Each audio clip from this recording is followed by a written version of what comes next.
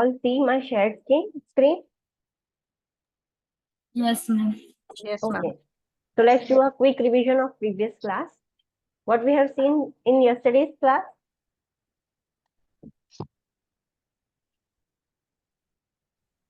Online students, what we have seen in yesterday's class, which disease condition? Diabetes insipidus, Diabetes SIDH, insipidus has already completed in addition disease, Cushing disease and syndrome, okay. hyperthyroidism. First we have seen SIADH. Yes, What do you ma'am. mean by SIADH? Syndrome of inappropriate antidiuretic hormone secretion. Hyperfunctioning of pituitary gland, Yes. excessive secretion of ADH hormone. Antidiuretic hormone. Yes. Excessive secretion of antidiuretic hormone. Its assessment we have completed. Intervention.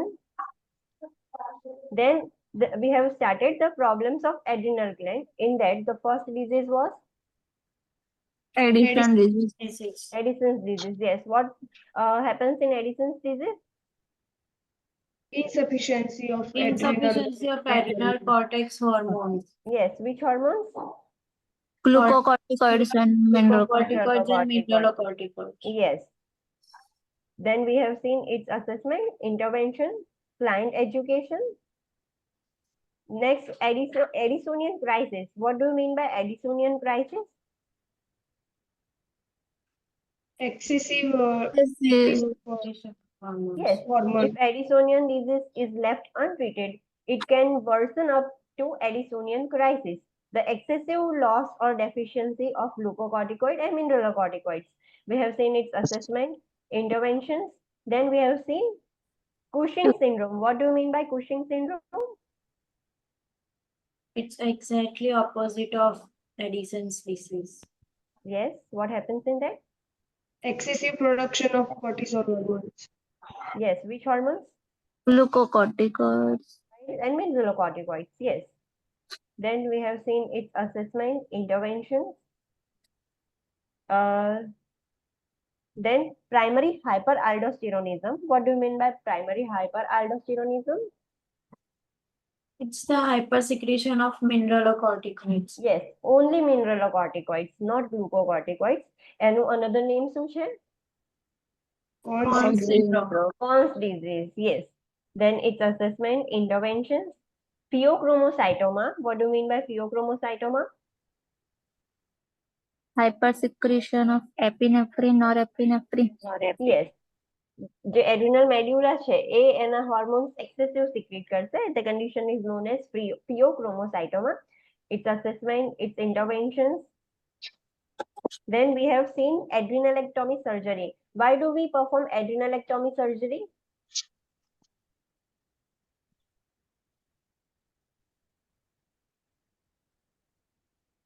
Online students, why do we perform adrenalectomy surgery? Excessive hormone વધી જાય તો Yes. If we surgery. cannot control the excessive secretion of hormone through medications, the only option is to removal of the particular gland. So for adrenal gland, we perform adrenalectomy, the removal of adrenal gland.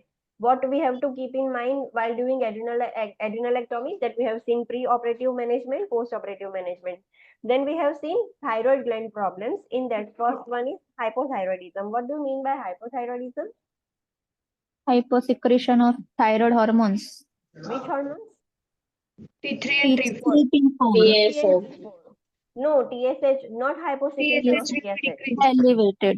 Yes, TSH will be elevated. Only hyposecretion of T3 and T4, TSH will be elevated. We have seen its assessment, interventions. Hypothyroidism માં metabolism કેવું થઈ જશે? Decrease થઈ જશે. Decrease થઈ જશે. Yes, its assessment, interventions. અને hypothyroidism ને ટ્રીટ કરવા માટે આપણે સર્જરી કરીશું? No. No, only medications જોઈશે જે રિપ્લેસમેન્ટ છે આપણે બહારથી એક્ઝોજીનસલી પ્રોવાઈડ કરી શકીએ છીએ. Then we have seen Maxedema coma. Maxedema coma means A condition જેમાં excessive Low thyroidism production. Yes. Severe hypothyroidism. Severely it low થઈ જશે. This condition is fatal. A patient can go into coma and ultimately die.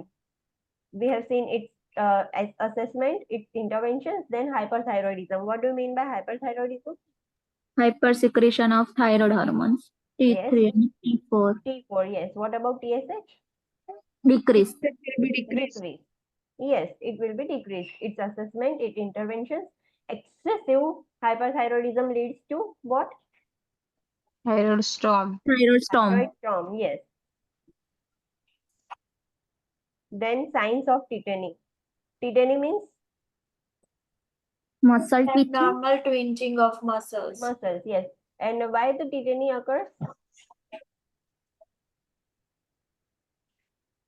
Tetany કેમ થાય? થાઇરોઇડેક્ટોમી કરતી વખતે Thyroidectomy પેરાથાઇરોઇડ gland મતલબ એ problem બી થાય કે મેનિપ્યુલેટ થશે, એને બી ટ્રોમા થશે. યસ, તો એના લીધે કેલ્શિયમનું રેગ્યુલેશન અફેક્ટ થશે અને એના લીધે ટીટેની થઈ શકે.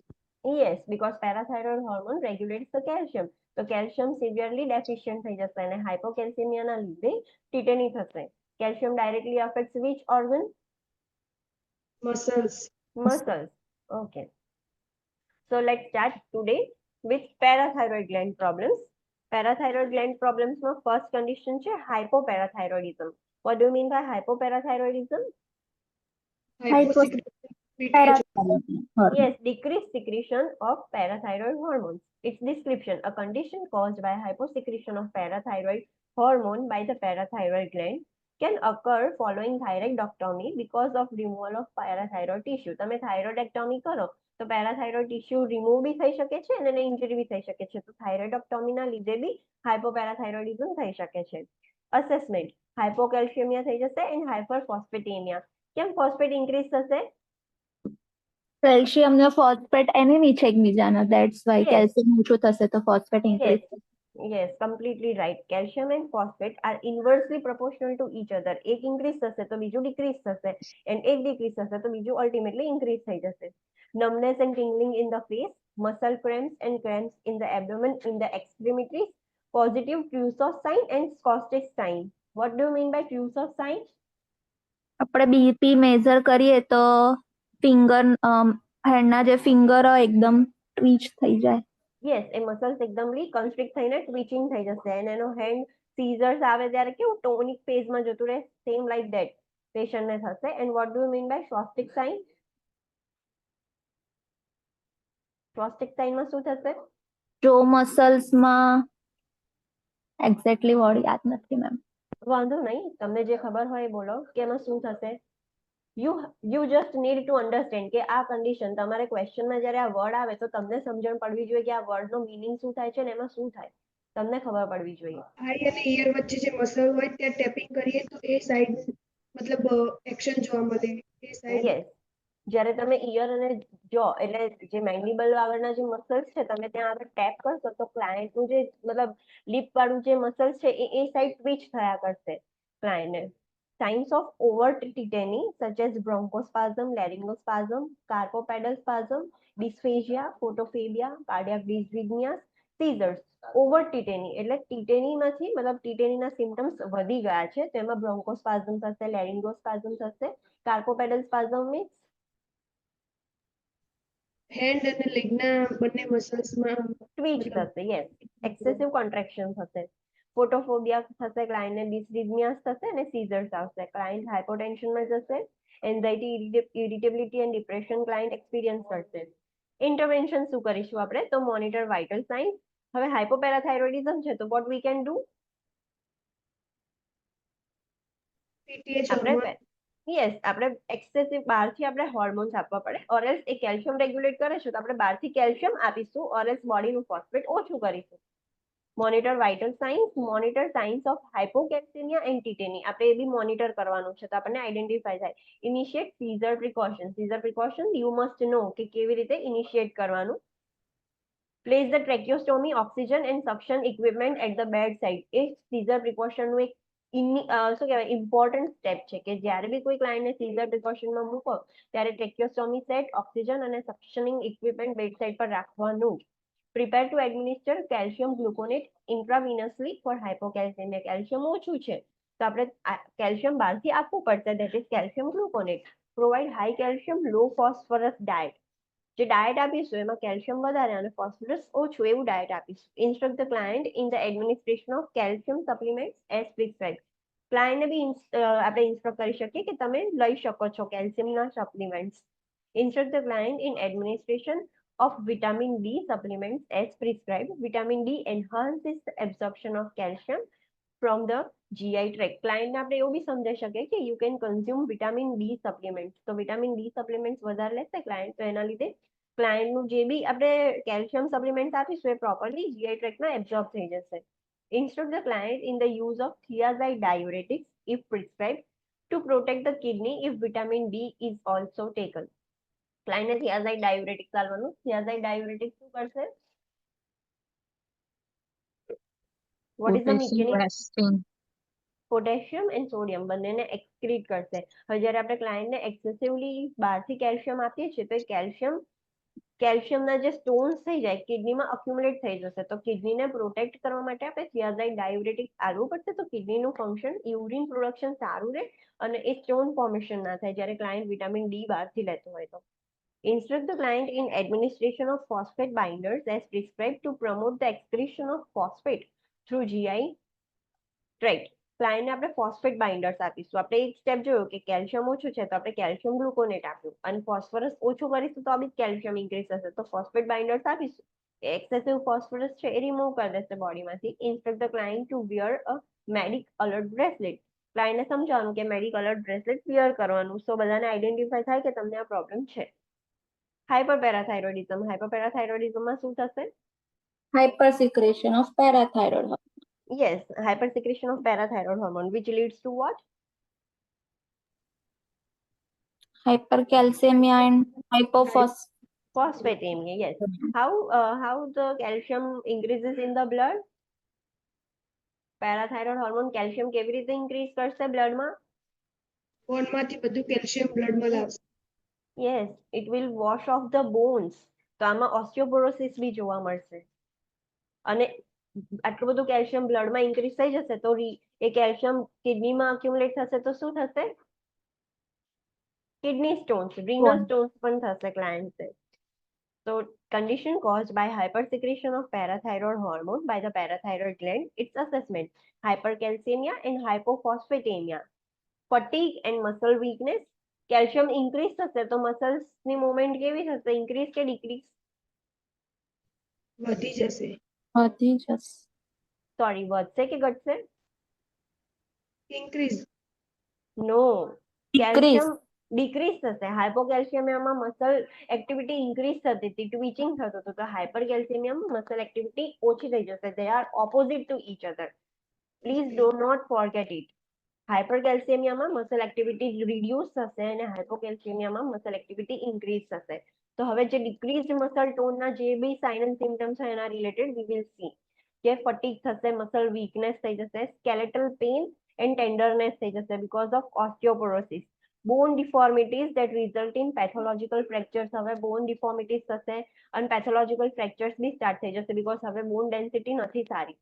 એનોરેક્સિયા, nausea, vomiting, epigastric pain, weight loss, constipation, hypertension, cardiac dysrhythmia and renal stones. Renal stones પણ થશે. Interventions. What we will do? હવે hypercalcemia છે અને hypophosphatemia છે તો આપણે શું કરી શકીએ? કેલ્શિયમ ને ડિપ્રેસ કરવાની મેડિકેશન આપવાની. કેલ્શિયમને કેવી રીતે તમે ડિક્રીઝ કરશો? પોટેશિયમ આપીને. પોટેશિયમ? નો નો નો, પોટેશિયમમાં કેલ્શિયમ Loop diuretics. ડાયુરેટિક્સ આપી શકીએ છીએ એન્ડ ફોસ્ફરસ આપવાનું. તો કેલ્શિયમ અલ્ટિમેટલી ડિક્રીઝ થઈ જશે. Phosphorus and calcium these are related to each other which are inversely proportional. તો આપણે ફોસ્ફરસ એડ કરીશું તો બોડીમાં કેલ્શિયમ ઓટોમેટિક ઓછું થઈ જશે. પછી ક્લાયન્ટ ઓસ્ટિયોપોરોટિક થઈ ગયું છે તો ક્લાયન્ટને શું આપણે ધ્યાન રાખવાનું? કે મતલબ એ જલ્દી ફોલ ના થઈ જાય. યસ, આપણે ફોલ પ્રિવેન્શન્સ રાખવાના કે ક્લાયન્ટ પડી ના જાય બીકોઝ ફ્રેક્ચરના ચાન્સીસ છે. તો આ બધી ઇન્ટરવેન્શન છે. સ્ટીલ તમે બહારથી કેલ્શિયમ ઓછું કરવાની ટ્રાય કરો છો પણ સ્ટીલ પેરાથાઇરોઇડ હોર્મોન વર્ક જ નથી કરતું, સપોર્ટ જ નથી કરતું, તો ultimately what you will do? Surgery. You will remove that. Interventions. Monitor vital signs, particularly blood pressure. Monitor for cardiac dysrhythmias. monitor intake and output, and for the signs of renal stones, monitor for skeletal pain, move the client slowly and carefully. Because client ને એના bones મતલબ એકદમ fragile થઈ ગયા છે તો આપણે એ skeletal pain થતું હોય એનું બી ચેક કરવાનું અને client ને slowly carefully move કરવાનું. Encourage fluid intake. ક્લાયન્ટ ને કહેવાનું કે ફ્લુઇડ ઇન્ટેક વધારો બીકોઝ અગર એ કેલ્શિયમ ડિપોઝિટ થઈ જશે કિડનીઝમાં તો કિડનીઝ ડેમેજ થશે અને તમને રિનલ સ્ટોન્સ થશે તો ફ્લુઇડ ઇન્ટેક વધારવાનું. Administer furosemide as prescribe to lower the calcium levels. Furosemide કયું ડાયુરેટિકનું આવે છે કયા ક્લાસિફિકેશનમાં આવે છે furosemide? Loop diuretics. Loop diuretics, yes. So loop diuretics urine output increase કરશે અને કેલ્શિયમ લેવલ્સને ઓછા કરી દેશે. Administer normal saline intravenously as prescribed to maintain hydration. Hydration maintain કરવા માટે આપણે NS આપીશું, IV fluid આપીશું. Administer phosphate which interferes with the calcium reabsorption as prescribed. આપણે કેલ્શિયમ આપીશું તો કેલ્શિયમ શું કરશે? ફોસ્ફરસ આપીશું તો ફોસ્ફરસ શું કરશે? કેલ્શિયમ ડિક્રીઝ કરશે. Administer calcitonin as prescribed to decrease the skeletal calcium release and increase the renal excretion of calcium. આપણે કેલ્સિટોનિન ડ્રગ આપીશું એનાથી શું થશે કે જે બ્લડની અંદર જે બધું એક્સ્ટ્રા કેલ્શિયમ છે એ પાછું બોન્સમાં જતું રહેશે એન્ડ એક્સ્ટ્રા બીજું જે રહ્યું કેલ્શિયમ એ યુરિન થ્રુ બહાર નીકળી જશે એટલે બ્લડની અંદર ઓછું થઈ જશે અને બોનમાં પાછું જશે અને બીજું યુરિન થ્રુ નીકળી જશે. Administer IV or oral biphosphonates to inhibit the bone resorption. હવે આપણે બાયફોસ્ફોનેટ એટલે કે ફોસ્ફરસ આપીશું એટલે કેલ્શિયમ ઓછું થશે એટલે બોન જે વોશ ઓફ થાય છે બોન રિસોર્પ્શન થાય છે એ ઓછું થઈ જાય એ બંધ થઈ જાય. Monitor calcium and phosphorus level આપણે એ બી મોનિટર કરતું જ રહેવાનું પછી એવું ના થાય કે હાઇપરફોસ્ફેટેમિયા થઈ જાય અને હાઇપોકેલ્સિમિયા થઈ જાય. તમે કેલ્શિયમ રિમૂવ કરો છો બટ એને મોનિટર કરતું રહેવું પડે. Prepare the client for parathyroidectomy as prescribed. Parathyroidectomy means Removal. Parathyroid gland. yes, removal of parathyroid gland. Encourage a high fiber, moderate calcium diet. Emphasize the importance of exercise program and avoiding prolonged inactivity. કેમ exercise કરવાની કહેવાની અને ઇનએક્ટિવિટી નહીં રાખવાની ક્લાયન્ટને?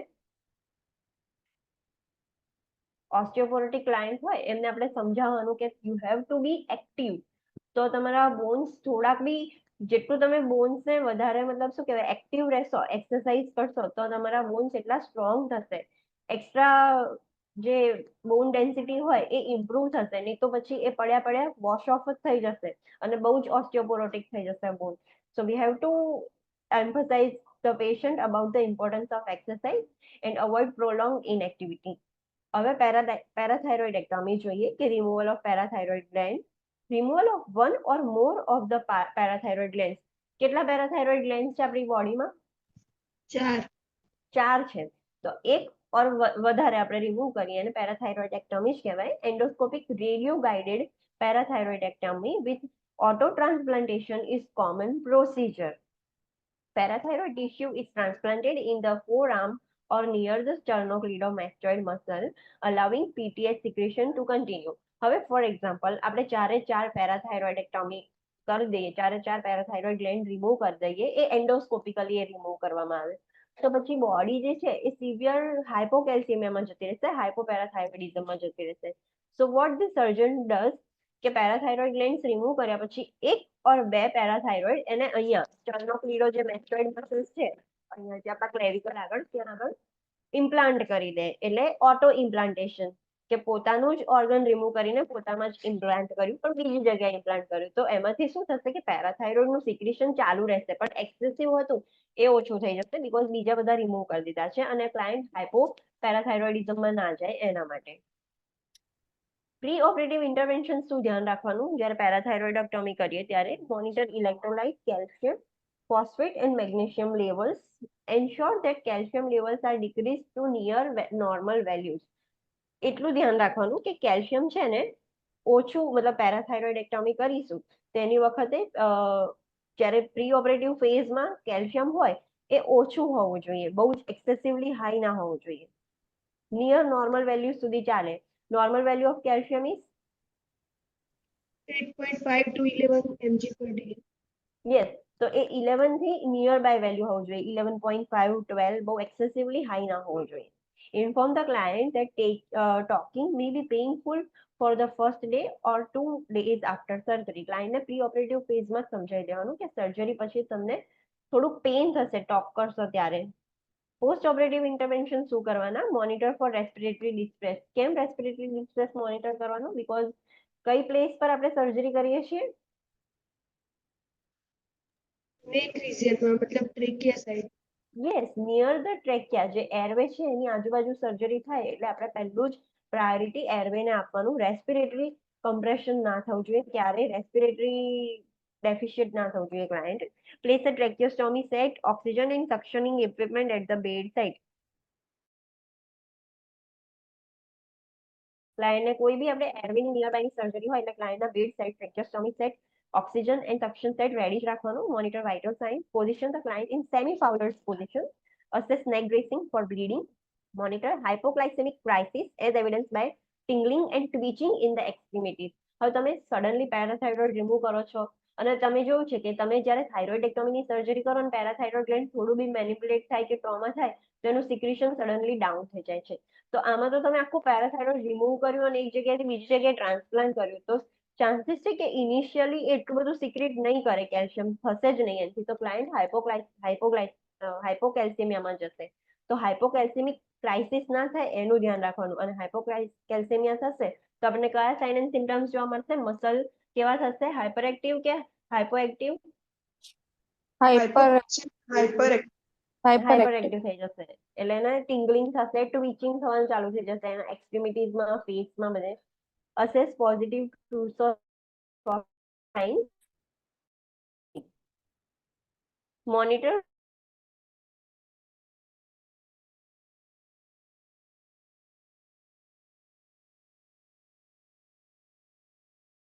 કરવાની. Monitor for laryngeal nerve damage. ત્યાં laryngeal છે તો એ ડેમેજ થઈ છે કે નહીં એ બી મોનિટર કરવાનું. Instruct the client in the administration of calcium and vitamin supplements as prescribed. ક્લાયન્ટને સમજાવવાનું કે તમારે અત્યારે કેલ્શિયમ અને વિટામિન ડી ના સપ્લિમેન્ટ્સ લેવા પડશે. Now let's see about problems of pancreas. પેરાથાઇરોઇડના કેટલા પ્રોબ્લેમ્સ જોયા આપણે? 2. Only 2. Hypoparathyroidism and hyper. જેમાં પેરાથાઇરોઇડ ઓછું સિક્રેટ થાય અને એકમાં વધારે સિક્રેટ થાય. And it directly affects the calcium. એકમાં કેલ્શિયમ ઇન્ક્રીઝ થશે અને એકમાં કેલ્શિયમ ડિક્રીઝ થશે. પીટીએચ ઇન્ક્રીઝ થશે તો કેલ્શિયમ ડિક્રીઝ થશે કે ઇન્ક્રીઝ થશે? Sorry ma'am. પીટીએચ ઇન્ક્રીઝ થશે પેરાથાઇરોઇડ હોર્મોન, તો કેલ્શિયમ ડિક્રીઝ થશે કે ઇન્ક્રીઝ થશે? બ્લડમાં કેલ્શિયમ વધશે અને બોનમાં કેલ્શિયમ ઘટશે. યસ. અને પીટીએચ ડિક્રીઝ થઈ જશે તો કેલ્શિયમ ઇન્ક્રીઝ થશે કે ડિક્રીઝ થશે? સેમ ઓપોઝિટ એનાથી. યસ, બ્લડની અંદર કેલ્શિયમ ડિક્રીઝ થઈ જશે. Problems of the pancreas. હવે પેન્ક્રિયાસના પ્રોબ્લેમ્સ જોઈશું. પેન્ક્રિયાસનું મેઇન ફંક્શન શું છે? ઇન્સ્યુલિન અને glucagon. Glucagon. Yes, release of insulin and glucagon. અને એ કયું વસ્તુ રેગ્યુલેટ કરે છે બોડીની અંદર?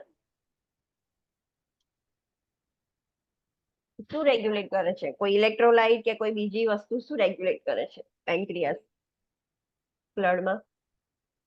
Blood glucose levels. યસ, જે ગ્લુકોઝ છે આપણી બોડીમાં એનું રેગ્યુલેશનનું કામ પેન્ક્રિયાસનું છે. by secreting insulin and glucagon. જેના અકોર્ડિંગ નીડ હશે. આપણી બોડીમાં સિવિયર હાઇપોગ્લાયસેમિયા થઈ જશે, બ્લડ ગ્લુકોઝ એકદમ ડ્રોપ થઈ જશે તો પેન્ક્રિયાસ ગ્લુકાગોન સિક્રેટ કરશે. જે ગ્લુકાગોન સ્ટોર્ડ ગ્લુકોઝ છે એને બ્રેકડાઉન કરીને બોડીની અંદર ગ્લુકોઝ ઇન્ક્રીઝ કરશે. અને જ્યારે આપણી બોડી આ હેલ્ધી ઇન્ડિવિજ્યુઅલ્સમાં થાય, જ્યારે બોડીમાં ગ્લુકોઝ લેવલ વધી જશે તો પેન્ક્રિયાસ ઇન્સ્યુલિન સિક્રેટ કરશે, જે ગ્લુકોઝનું બ્રેકડાઉન કરીને એને ગ્લાયકોજનમાં કન્વર્ટ કરીને સ્ટોર કરી દેશે કે જ્યારે ઇમરજન્સી આવે ત્યારે વી કેન યુઝ ધેટ. અને જ્યારે બી કોઈને પર્સનને આ જે મિકેનિઝમ છે રેગ્યુલરલી વર્ક ના કરે ત્યારે એના પેન્ક્રિયાસ રિલેટેડ પ્રોબ્લેમ્સ થઈ જશે. તો ફર્સ્ટ ઇઝ ડાયાબિટીસ મેલાઇટસ. ડાયાબિટીસ મેલાઇટસમાં શું થશે? પેન્ક્રિયાસના લીધે શું પ્રોબ્લેમ થાય છે ડાયાબિટીસ મેલાઇટસમાં? ઇન્સ્યુલિન પ્રોપર પ્રોડક્શન નથી થતું એટલે બ્લડ ગ્લુકોઝ લેવલ વધી જાય. યસ, જે પેન્ક્રિયાસ છે એના જે આઇલેટ્સ ઓફ લેંગરહેન્સ છે, જે પેન્ક્રિયાટિક સેલ્સ છે એ પ્રોપરલી ઇન્સ્યુલિન સિક્રેટ નથી કરી શકતું. એના લીધે જે બ્લડ ગ્લુકોઝ છે એ રેગ્યુલેટ નથી થતું અને બ્લડ ગ્લુકોઝ વધ્યા જ કરે છે. તો એ ઇન્સ્યુલિન ડેફિશિયન્સીના લીધે હાઇપરગ્લાયસેમિયા થઈ જાય છે, જેને આપણે ડાયાબિટીસ મેલાઇટસ કહીએ છીએ. અને ડાયાબિટીસ મેલાઇટસ કેટલા ટાઈપના છે? Two type. Two Hyper. types. Yes, type 1 માં શું થાય? Insulin ની deficiency હોય અને type 2 માં હોય પણ resist કરે body. યસ, બોડીના સેલ્સ જે ઇન્સ્યુલિન છે એની સાથે રિએક્ટ નથી કરતા, ઇન્સ્યુલિન રેઝિસ્ટિવ થઈ ગયા છે. Okay, so let's start diabetes mellitus. Chronic disorder of impaired carbohydrate, protein and lipid metabolism caused by deficiency of insulin or insulin resistance. એક ડિસઓર્ડર છે જેમાં કાર્બોહાઈડ્રેટ, પ્રોટીન અને લિપિડ મેટાબોલાઇઝ નથી થતા, અને કેમ થાય છે? તો ઇન્સ્યુલિન ડેફિશિયન્સી છે ઓર એલ્સ ઇન્સ્યુલિન રેઝિસ્ટન્સ છે. An absolute or relative deficiency of insulin results in hyperglycemia. Insulin ઓછું હોય એના લીધે હાઇપરગ્લાયસેમિયા થઈ જાય. હવે type 1 diabetes mellitus is nearly absolute deficiency of insulin, primary beta cells destruction. If insulin is not given, fats are metabolized for energy, resulting in ketonemia, એટલે કે acidosis થઈ જશે ક્લાયન્ટને. હવે ડાયાબિટીસ mellitus ટાઈપ 1 માં શું થશે કે જે ઇન્સ્યુલિન છે એની ડેફિશિયન્સી થઈ ગઈ છે. કેમ? તો જે આઇલેટ્સ ઓફ લેંગરહેન્સ છે, જે પેન્ક્રિયાસના સેલ્સ, એ ડિસ્ટ્રોય થઈ ગયા છે કે ડેમેજ થઈ ગયા છે કે એની હાઉ ઇન્સ્યુલિન પ્રોડ્યુસ નથી કરતા. તેના લીધે બોડીની અંદર શુગર ઇન્ક્રીઝ થઈ જશે, અને જો આપણે ઇન્સ્યુલિન નહીં આપીએ ક્લાયન્ટને બહારથી, તો એનું ફેટ મેટાબોલિઝેશન ચાલુ થઈ જશે, એનું ફેટ ક્લાયન્ટનું બર્ન થવાનું ચાલુ થઈ જશે.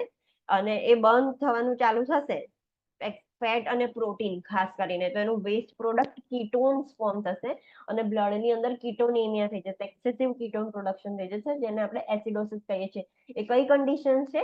જ્યારે ડાયાબિટીસ mellitusમાં આપણે ઇન્સ્યુલિન ના આપીએ અને એના લીધે જે એસિડોસિસ થઈ જાય એને કઈ કન્ડિશન કહેવાય? કીટોન્સ વધી જાય એને Metabolic acidosis. એનું એક સ્પેસિફિક નામ છે related to diabetes. Diabetic ketoacidosis. Diabetic ketoacidosis. એમાં શું થાય કે શુગર અનકન્ટ્રોલ થઈ ગયું છે, તમે ઇન્સ્યુલિન નથી આપતા, તો બોડીની અંદર જે પ્રોટીન અને ફેટ છે એ મેટાબોલાઇઝ થવાનું ચાલુ થશે, અને એની વેસ્ટ પ્રોડક્ટ કીટોન્સ છે જે બહુ જ વધી જશે બ્લડની અંદર, તો એસિડિક થઈ જશે, and that is why it is called as diabetic ketoacidosis. Type 2 diabetes mellitusમાં શું થશે? It is relatively lack of insulin or resistance to the action of insulin. Usually, insulin is sufficient to stabilize the fat and protein metabolism, but not carbohydrate metabolism. Type 2 માં શું થશે કે insulin છે, એવું નથી કે પ્રોડ્યુસર નથી થતું, છે, યા તો રેઝિસ્ટિવ છે યા તો ઓછું પડે છે, એટલે શુગર વધે છે, કાર્બોહાઈડ્રેટ મેટાબોલિઝમ નહીં થતું, પણ એટલું ઇન્સ્યુલિન છે જે ફેટ અને પ્રોટીન મેટાબોલિઝેશન નહીં થવા દે, એને પ્રોટેક્ટ કરશે, એટલે બોડીમાં કીટોન્સ નહીં વધે. તો ટાઈપ 2 ડાયાબિટીસ હોય તો એમાંથી ડીકે ના થાય, પણ જેને ટાઈપ 1 ડાયાબિટીસ હશે તો એને ડીકે એના ચાન્સીસ છે કે જો એને ઇન્સ્યુલિન સફિશિયન્ટ નહીં જાય તો ક્લાયન્ટને ડીકે થઈ જશે ટાઈપ 1 માં. ટાઈપ 2 માં ડીકે ના થાય. Metabolic syndrome is also known as syndrome X. An individual and the individual has coexisting risk factors for sorry ma'am. okay. Metabolic syndrome is also known as syndrome X, and the individual has coexisting risk factor for developing type 2 diabetes mellitus. The risk factor includes abdominal obesity, hyperglycemia, hypertension, high triglyceride level, and lower HDL, high density lipoprotein cholesterol level. હવે type 2 diabetes કોને થઈ શકે છે? તો જે લોકોને metabolic syndrome હોય, જેને આપણે સિન્ડ્રોમ એક્સ કહીએ છીએ, એવા જે લોકોને બીજા રિસ્ક ફેક્ટર્સ હોય, જેમ કે એ લોકોનું એબ્ડોમિનલ ઓબેસિટી વધારે હોય, એમનું બ્લડ શુગર લેવલ વધારે જ રહેતું હોય, એ લોકો વધારે ગળ્યું ખા કરતા હોય, તો એમની બોડીનું ઇન્સ્યુલિન છે, એવું નથી કે પ્રોડ્યુસ નથી થતું, પણ એ ઇન્સ્યુલિન ઇનફ જ નથી રહેતું કે એ જેટલું શુગર કન્ઝપ્શન કરે છે એને ડાયજેસ્ટ કરી શકે, એનું બ્રેકડાઉન કરી શકે. ક્લાયન્ટને ઓલરેડી હાઇપરટેન્શન હોય, ક્લાયન્ટના ટ્રાઇગ્લિસરાઇડ લેવલ્સ હાઈ હોય, અને હાઈ ડેન્સિટી લિપોપ્રોટીન એ ગુડ લિપિડ છે કે બેડ લિપિડ છે? How many lipids are there? એ ખબર છે? HDL, LDL ને Low Yes. density, high density. Yes, તો HDL એ ગુડ લિપિડ છે કે બેડ લિપિડ છે? ફૂડ ગુડ લિપિડ્સ છે. HDL તમારી બોડીમાં સારા હોય એટલું એ જે ઓબેસિટી ને એ બધું હોય એ ના થવા દે, પણ HDL ઓછા થઈ ગયા છે. જે કોલેસ્ટ્રોલ નું હોય એમાં બે ટાઈપ છે કે HDL અને LDL. જો LDL ઇન્ક્રીઝ થશે તો બી ક્લાયન્ટ ઓછું થઈ જશે, અને HDL ડિક્રીઝ થશે તો બી ક્લાયન્ટ ઓછું થઈ ઓબેસ થઈ જશે. તો HDL ઘટી ગયું છે, તો આ બધા રિસ્ક ફેક્ટર્સ છે જેના લીધે ટાઈપ 2 ડાયાબિટીસ મેલાઇટિસ થઈ શકશે. એના સેલ્સ રેઝિસ્ટ થઈ જશે બોડીના. Diabetes mellitus can lead to chronic health problems and early death as a result of complications that occurs in the large and small blood vessels in the tissues and organs. Diabetic મલાઇટસ છે એ એના લીધે chronic health problems થઈ શકે છે. આ કન્ડિશનના લીધે બીજા health problem થઈ શકે છે અને ક્લાયન્ટનું લાઈફ સ્પાન ઘટી જશે, અર્લી ડેથ થઈ જશે, બીકોઝ આના કોમ્પ્લિકેશન્સ વધારે છે. ડાયાબિટીસના લીધે બધા બહુ જ કોમ્પ્લિકેશન્સ થાય છે બોડીમાં, બધા બહુ જ બ્લડ વેસલ્સમાં, ઓર્ગન્સમાં, ટિશ્યુઝમાં બધા બહુ જ ચેન્જીસ જોવા મળે છે. Macrovascular complications include coronary artery disease, cardiomyopathy, hypertension, cerebrovascular disease, peripheral vascular disease.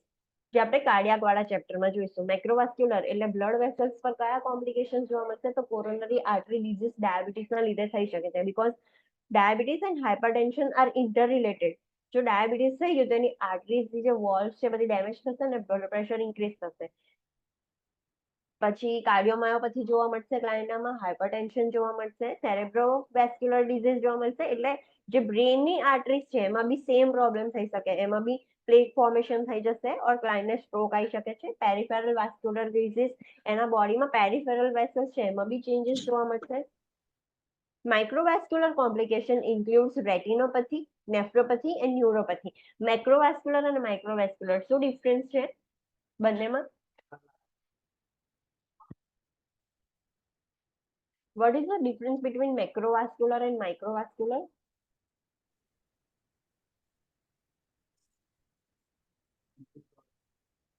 નામ એના નેમથી શું સજેસ્ટ થાય છે, મેક્રો એન્ડ માઇક્રો? मैक्रो मतलब इंक्रीज एंड माइक्रो मतलब साइज. યસ, મેક્રોવેસ્ક્યુલર એટલે થોડીક જે વેસલ્સ હશે એ લાર્જ હશે, જેમ કોરોનરી આર્ટરીઝ છે થોડીક મોટી વેસલ્સ છે, અને એકદમ જે સ્મોલ બ્લડ વેસલ્સ છે એને માઇક્રોવેસ્ક્યુલર કહીશું, માઇક્રો સર્ક્યુલેશન. તો અગર ડાયાબિટીસ અનકન્ટ્રોલ થઈ જશે તો માઇક્રો સર્ક્યુલેશન, માઇક્રોવેસ્ક્યુલરના શું કોમ્પ્લિકેશન આવશે, તો that is retinopathy. Retinopathy means diabetes retinopathy means glaucoma. રેટિનામાં પ્રોબ્લેમ. યસ, જે બ્લડ વેસલ્સ છે જે રેટિનાને, આઈઝને સપ્લાય કરે છે, જે માઇક્રો બ્લડ વેસલ્સ છે એ છે ને પ્રોપર નહીં રહે, એનું એન્ડોથેલિયમ લેવલ, એન્ડોથેલિયલ લેયર ડિસ્ટ્રક્ટ થઈ જશે અને પ્રોપર બ્લડ સપ્લાય નહીં રહે આઈઝમાં, એટલે ક્લાયન્ટ બ્લાઇન્ડ થઈ જશે બીકોઝ એની આઈઝ ડેમેજ થાય છે. સેમ વિથ ધ નેફ્રોપેથી, જે કિડનીઝને પ્રોપર બ્લડ સપ્લાય મળવું જોઈએ એ નથી મળતું, એના લીધે કિડનીઝનું ફંક્શન ડેમેજ થઈ જાય છે. And same with the neuropathy, જે બ્રેન છે એને પ્રોપર બ્લડનો સપ્લાય નથી મળતો અને બ્રેન ડેમેજ થઈ જાય છે, that is neuropathy. But all this is related with the diabetes. ડાયાબિટીસના લીધે બ્લડ વેસલ્સનું જે સ્ટ્રક્ચર છે એ એબનોર્મલ થયું છે અને એમને બ્લડ સપ્લાય નથી મળતો. Infection is also concern because of reduced healing ability. જે લોકોને આપણને ખબર છે ડાયાબિટીક ક્લાયન્ટ હોય એમની હીલિંગ એબિલિટી રિડ્યુસ થઈ ગયો હોય, તો જે લોકોમાં બી શુગર વધારે રહેતું હોય એમાં ઇન્ફેક્શન એક કન્સર્ન થઈ જશે. ઇન્ફેક્શનનું ખાસ ધ્યાન રાખવાનું. Erectile dysfunction can also occur as a result of this disease. Erectile dysfunction બી થઈ શકશે ક્લાયન્ટનામાં, મેલ ક્લાયન્ટનામાં ડાયાબિટીસના લીધે. ઓબેસિટી, આ રેડ પોઈન્ટ છે એ ખાસ યાદ રાખવાનું કે obesity is the major risk factor for diabetes mellitus. જે ક્લાયન્ટ ઓબેસ હશે એમને ડાયાબિટીસ થવાના ચાન્સીસ, પ્લીઝ મ્યુટ યોરસેલ્ફ, એમને ડાયાબિટીસ થવાના ચાન્સીસ વધી જશે. કેમ? બીકોઝ એમના સેલ્સ રેઝિસ્ટિવ થઈ જશે, એમને ટાઈપ 2 ડાયાબિટીસ થવાના ચાન્સીસ વધારે છે. અસેસમેન્ટ, ડાયાબિટીસમાં 3 P's યાદ રાખવાના. કયા છે એ 3 P's? જે બી ડાયાબિટીક ક્લાયન્ટ હશે એમાં 3 P જે સિમ્ટમ્સ છે, એક મતલબ this is the distinct characteristic of diabetes. Polyuria, polydipsia and polyphagia. Yes, તો એ જે ડાયાબિટીક ક્લાયન્ટ હશે ને એમને યુરિન પ્રોડક્શન બી વધારે થશે, પછી એમને તરસ બી બહુ વધારે લાગશે અને ભૂખ બી વધારે લાગશે. જે એ ડિસ્ટિંક્ટ સાઇન છે પોલીયુરિયા, પોલીડિપ્સિયા અને પોલીફેસિયા. 3 P's જે બહુ વધારે શેમાં જોવા મળે, ટાઈપ 1 ડાયાબિટીસમાં વધારે જોવા મળે. ટાઈપ 2 માં બી ક્લાયન્ટ સેમ એક્સપિરિયન્સ કરે, but compare with the type 2, type 1 માં વધારે જોવા મળે છે. હાઇપરગ્લાયસેમિયા થઈ જશે, બોડીની અંદર ગ્લુકોઝ, બ્લડની અંદર ગ્લુકોઝનો લેવલ વધી જશે. વેટ લોસ થશે, common in type 1 diabetes mellitus and rare in type 2. જે વેટ લોસ છે એ ટાઈપ 1 માં વધારે થાય છે, ટાઈપ 2 માં એટલું વેટ લોસ નથી થતું એમ. બ્લડ વિઝન થશે. કેમ બ્લડ વિઝન? બીકોઝ એ જે વસ્તુ છે એ આઈ બોલ્સ પર અફેક્ટ કરે છે. હાઇપરગ્લાયસેમિક સ્ટેટ છે એટલે ધીરે ધીરે એનું વિઝન લોસ થઈ જશે. સ્લો વુન્ડ હિલિંગ એકદમ સ્લો થઈ જશે. વજાઇનલ ઇન્ફેક્શન થશે. હવે બોડીમાં બધે જ ઇન્ફેક્શન થવાના ચાન્સીસ વધી જશે. Weakness, paresthesia, inadequate circulation to the feet. બધી જ જે આર્ટરીઝ અને બ્લડ વેસલ્સ છે એ હાઇપરગ્લાયસેમિયાના લીધે ડિસ્ટ્રક્ટ થઈ જશે. તો બધે જ બ્લડ સર્ક્યુલેશનનો પ્રોબ્લેમ થઈ જશે.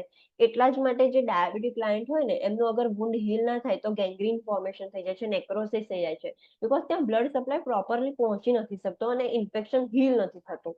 તો એટ ધ એન્ડ એ ગેંગ્રીન થઈ જશે. Science of એક્સિલરેટેડ એથેરોસ્ક્લેરોસિસ. એથેરોસ્ક્લેરોસિસ મતલબ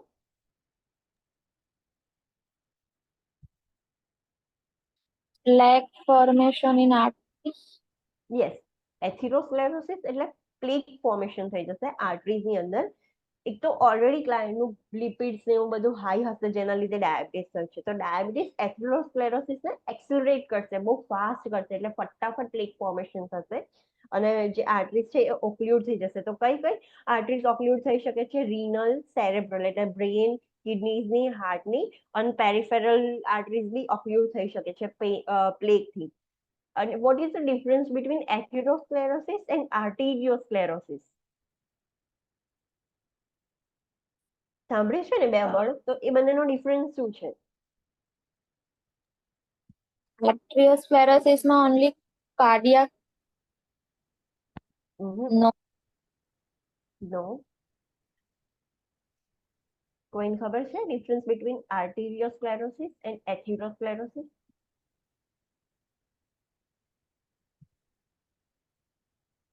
નો વન. No. ઓકે, ગૂગલ કરો અને પછી આન્સર આપો. ચલો.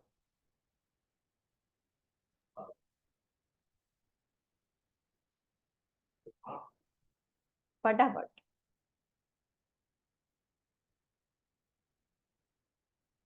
અને ભૂલી ના જતા, કન્ફ્યુઝ ના થઈ જતા.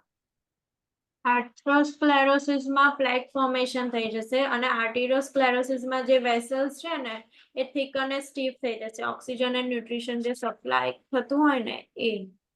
ઓકે, એ એથેરોસ્ક્લેરોસિસ ની અંદર પ્લેક ફોર્મેશન થઈ જશે અને જે આર્ટેરિયોસ્ક્લેરોસિસ છે એમાં જે બ્લડ વેસલ્સ છે એ થિક થઈ જશે અને પછી એ બ્રિટલ થઈ જશે. એ ઇઝીલી રપ્ચર થઈ શકે એના ચાન્સીસ છે. તો થોડુંક બી બ્લડ પ્રેશર ઇન્ક્રીઝ થશે તો જે વેસલ્સ છે એ રપ્ચર થઈ જશે બીકોઝ એ સ્ટીફ થઈ ગઈ છે, થિક થઈ ગઈ છે, એટલે એકદમ ઇઝીલી બ્રિટલ થઈ જાય. બ્રિટલ મતલબ તૂટી જાય, બહુ જ નાજુક થઈ જાય, ફ્રજાઇલ થઈ જાય, એ ઇઝીલી તૂટી જઈ શકે. તો એમાંથી પછી બ્લીડિંગ થશે. તો that is the difference between atherosclerosis and arteriosclerosis. Okay, એથેરોસ્ક્લેરોસિસમાં જો એથેરોસ્ક્લેરોસિસ હોય ક્લાયન્ટ તો એને બ્લીડિંગ ના થાય, બ્લડ સપ્લાય સ્ટોપ થઈ જાય, કોઈ ઓર્ગનને બ્લડ સપ્લાય મળે નહીં. અને આર્ટેરિયોસ્ક્લેરોસ થઈ જાય જે વેસલ્સ છે તો એ ગમે ત્યારે રપ્ચર થઈને ઇન્ટરનલ બ્લીડ થવાનું સ્ટાર્ટ થઈ જશે. અને કેમ બ્રિટલ થઈ જાય છે? તો because of thickening and stiffness of the vessels. ખબર પડી? Yes. તો આ ડિફરન્સ મિક્સ ના થઈ જાય. હવે ડાયટ. જે બી હાઇપરગ્લાયસેમિક ક્લાયન્ટ હોય, ડાયાબિટીક ક્લાયન્ટ હોય, તો એમને કેવું ડાયટ આપવાનું એ બહુ જ ઇમ્પોર્ટન્ટ છે. એમને ડાયટ ફોલો કરવું જ પડે compulsory. The diabetic client's diet should take into account weight, medications, activity level and other health problems. એમનું ડાયટ કેવી રીતે બને છે? તો એમના વેટના અકોર્ડિંગ, એમની મેડિકેશન્સ જે ચાલતી હોય ઇન્સ્યુલિનની ને એના અકોર્ડિંગ. પછી એવું ના થાય કે તમે બહુ જ લો કાર્બોહાઈડ્રેટ વાળું આપો અને ક્લાયન્ટ ઇન્સ્યુલિન બી લે તો હાઇપોગ્લાયસેમિયામાં જતો રહે. તો એના મેડિકેશનના અકોર્ડિંગ એ કેવી રીતની એની એક્ટિવિટી છે, જેમ જેમ એક્ટિવિટી કરશે એમ એમ ગ્લુકોઝ યુટિલાઇઝ થઈ જશે સેલ્સ દ્વારા. તો એની એક્ટિવિટી કેવી છે એના અકોર્ડિંગ અને એના બીજા હેલ્થ પ્રોબ્લેમ્સને ધ્યાનમાં રાખીને આપણે એનું ડાયટ પ્રિપેર કરીએ છીએ, એનું ડાયટ જનરેટ કરીએ છીએ. Day to day consistency and timing and amount of food intake helps to control blood glucose level. એનું ડેલી એક કન્સિસ્ટન્ટ ડાયટ હોવું જોઈએ, જેનું ફિક્સ છે એના પર એને કન્સિસ્ટન્ટ રહેવું જોઈએ, બ્રેક નહીં કરવાનું ક્યારેય। એનો ટાઈમિંગ છે, એનું અમાઉન્ટ ઓફ ફૂડ છે, એ બધું જ જો પ્રોપરલી મેનેજ કરે ડાયટ ક્લાયન્ટ, તો એનું બ્લડ ગ્લુકોઝનું લેવલ છે આપણે કંટ્રોલ કરી શકીએ છીએ। ડાયાબિટીસ આપણે મટાડી નથી શકતા, પણ ડાયાબિટીસ જે હાઇપરગ્લાયસેમિક સ્ટેટમાં ના જઈ શકે, ક્લાયન્ટનું બ્લડ ગ્લુકોઝ મેન્ટેન કરી શકે।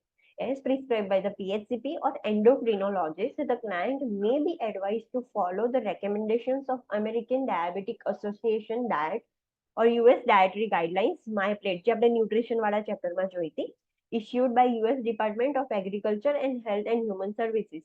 જે અમેરિકન એસોસિએશન છે, PHCP પ્રિસ્ક્રાઇબ કરે અને એન્ડોક્રિનોલોજીસ્ટ પ્રિસ્ક્રાઇબ કરે, તો એ અકોર્ડિંગ પેશન્ટે જે US ડાયાબિટીક એસોસિએશન છે, એ લોકોએ ડાયાબિટીક ડાયટ પ્રિપેર કર્યું છે કે ક્લાયન્ટે શું ખાવું જોઈએ, શું ના ખાવું જોઈએ, એ આ વેબસાઇટ છે એના પરથી એને આઈડેન્ટિફાઈ થઈ શકે છે, તો ક્લાયન્ટ આપણે પ્રિસ્ક્રાઇબ કરી શકીએ છીએ। Carbohydrate counting may be simpler approach for some clients. It focuses on the total gram of carbohydrates eaten per meal. તમે જોયું હશે સોશિયલ મીડિયા પર ને બધે જ, જ્યારે સ્પેસિફિક ડાયટના પર ફોકસ કરે ને તો લોકો કાર્બોહાઈડ્રેટ કાઉન્ટ કરે કે આટલા કાર્બોહાઈડ્રેટ છે, આટલું પ્રોટીન છે, આટલા ફેટ્સ છે। તો કાર્બોહાઈડ્રેટ કાઉન્ટિંગ છે એ બહુ સિમ્પલર છે। આપણે ક્લાયન્ટને કાર્બોહાઈડ્રેટ કાઉન્ટિંગ શીખવાડી દઈએ તો એને ખબર પડી જાય કે ઓકે મેં કેટલું કાર્બોહાઈડ્રેટ લીધું આખી મીલમાં, મારે વધી ગયું ઘટી ગયું, તો ક્લાયન્ટને સમજણ પડી શકે। The client may be more compliant with carbohydrate counting, resulting in better glycemic control. It usually necessary for the clients undergoing intense insulin therapy. Carbohydrate counting બહુ જ મતલબ ઇમ્પોર્ટન્ટ છે, એના પરથી ક્લાયન્ટને શું કહેવાય કે એનું ગ્લુકોઝ કંટ્રોલ સારું થઈ શકે, બેટર થઈ શકે। અને આ કોના માટે છે કે જેને ઘણી ઘણી કાર્બોહાઈડ્રેટ લેવાનું, જે લોકોને બહુ જ ઇન્સ્યુલિનની જરૂર પડતી હોય, એ લોકોને ઘણી ઘણી કાર્બોહાઈડ્રેટ લેવાનું કે આખા દિવસનું આટલું જ અમાઉન્ટ ઓફ કાર્બોહાઈડ્રેટ જવું જોઈએ, એનાથી વધારે નહીં।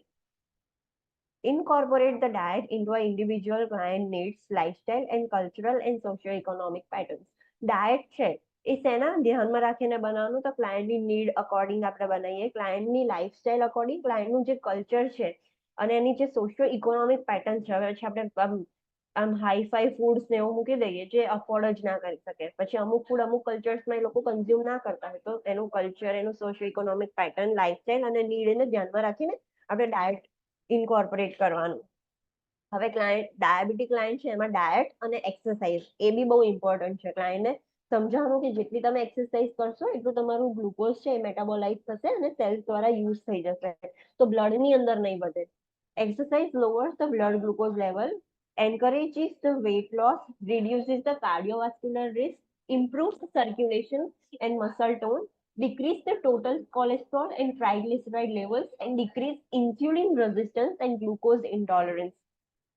જે લોકો રેગ્યુલરલી એક્સરસાઇઝ કરશે તો એક્સરસાઇઝ કરવાના બેનિફિટ શું છે, તો એ બ્લડ ગ્લુકોઝ લેવલ ઓછું કરે છે, વેટ લોસ ને પ્રમોટ કરે છે, જે એક્સેસિવ વેટ ગેઇન થઈ ગયું છે એ બી ઓછું થશે, કાર્ડિયોવાસ્ક્યુલર જે બી રિસ્ક છે ડ્યુ ટુ ડાયાબિટીસ એ બી ઓછા થઈ જશે, સર્ક્યુલેશન છે બ્લડનું, જે પેરિફેરલ ને બધું એ ઇમ્પ્રુવ થશે, સારું થશે, મસલ ટોન ઇમ્પ્રુવ થશે, જે બ્લડની અંદર ડાયાબિટીસના લીધે કોલેસ્ટ્રોલ અને ટ્રાઇગ્લિસરાઇડ લેવલ્સ વધે છે એ બી ઓછા થશે।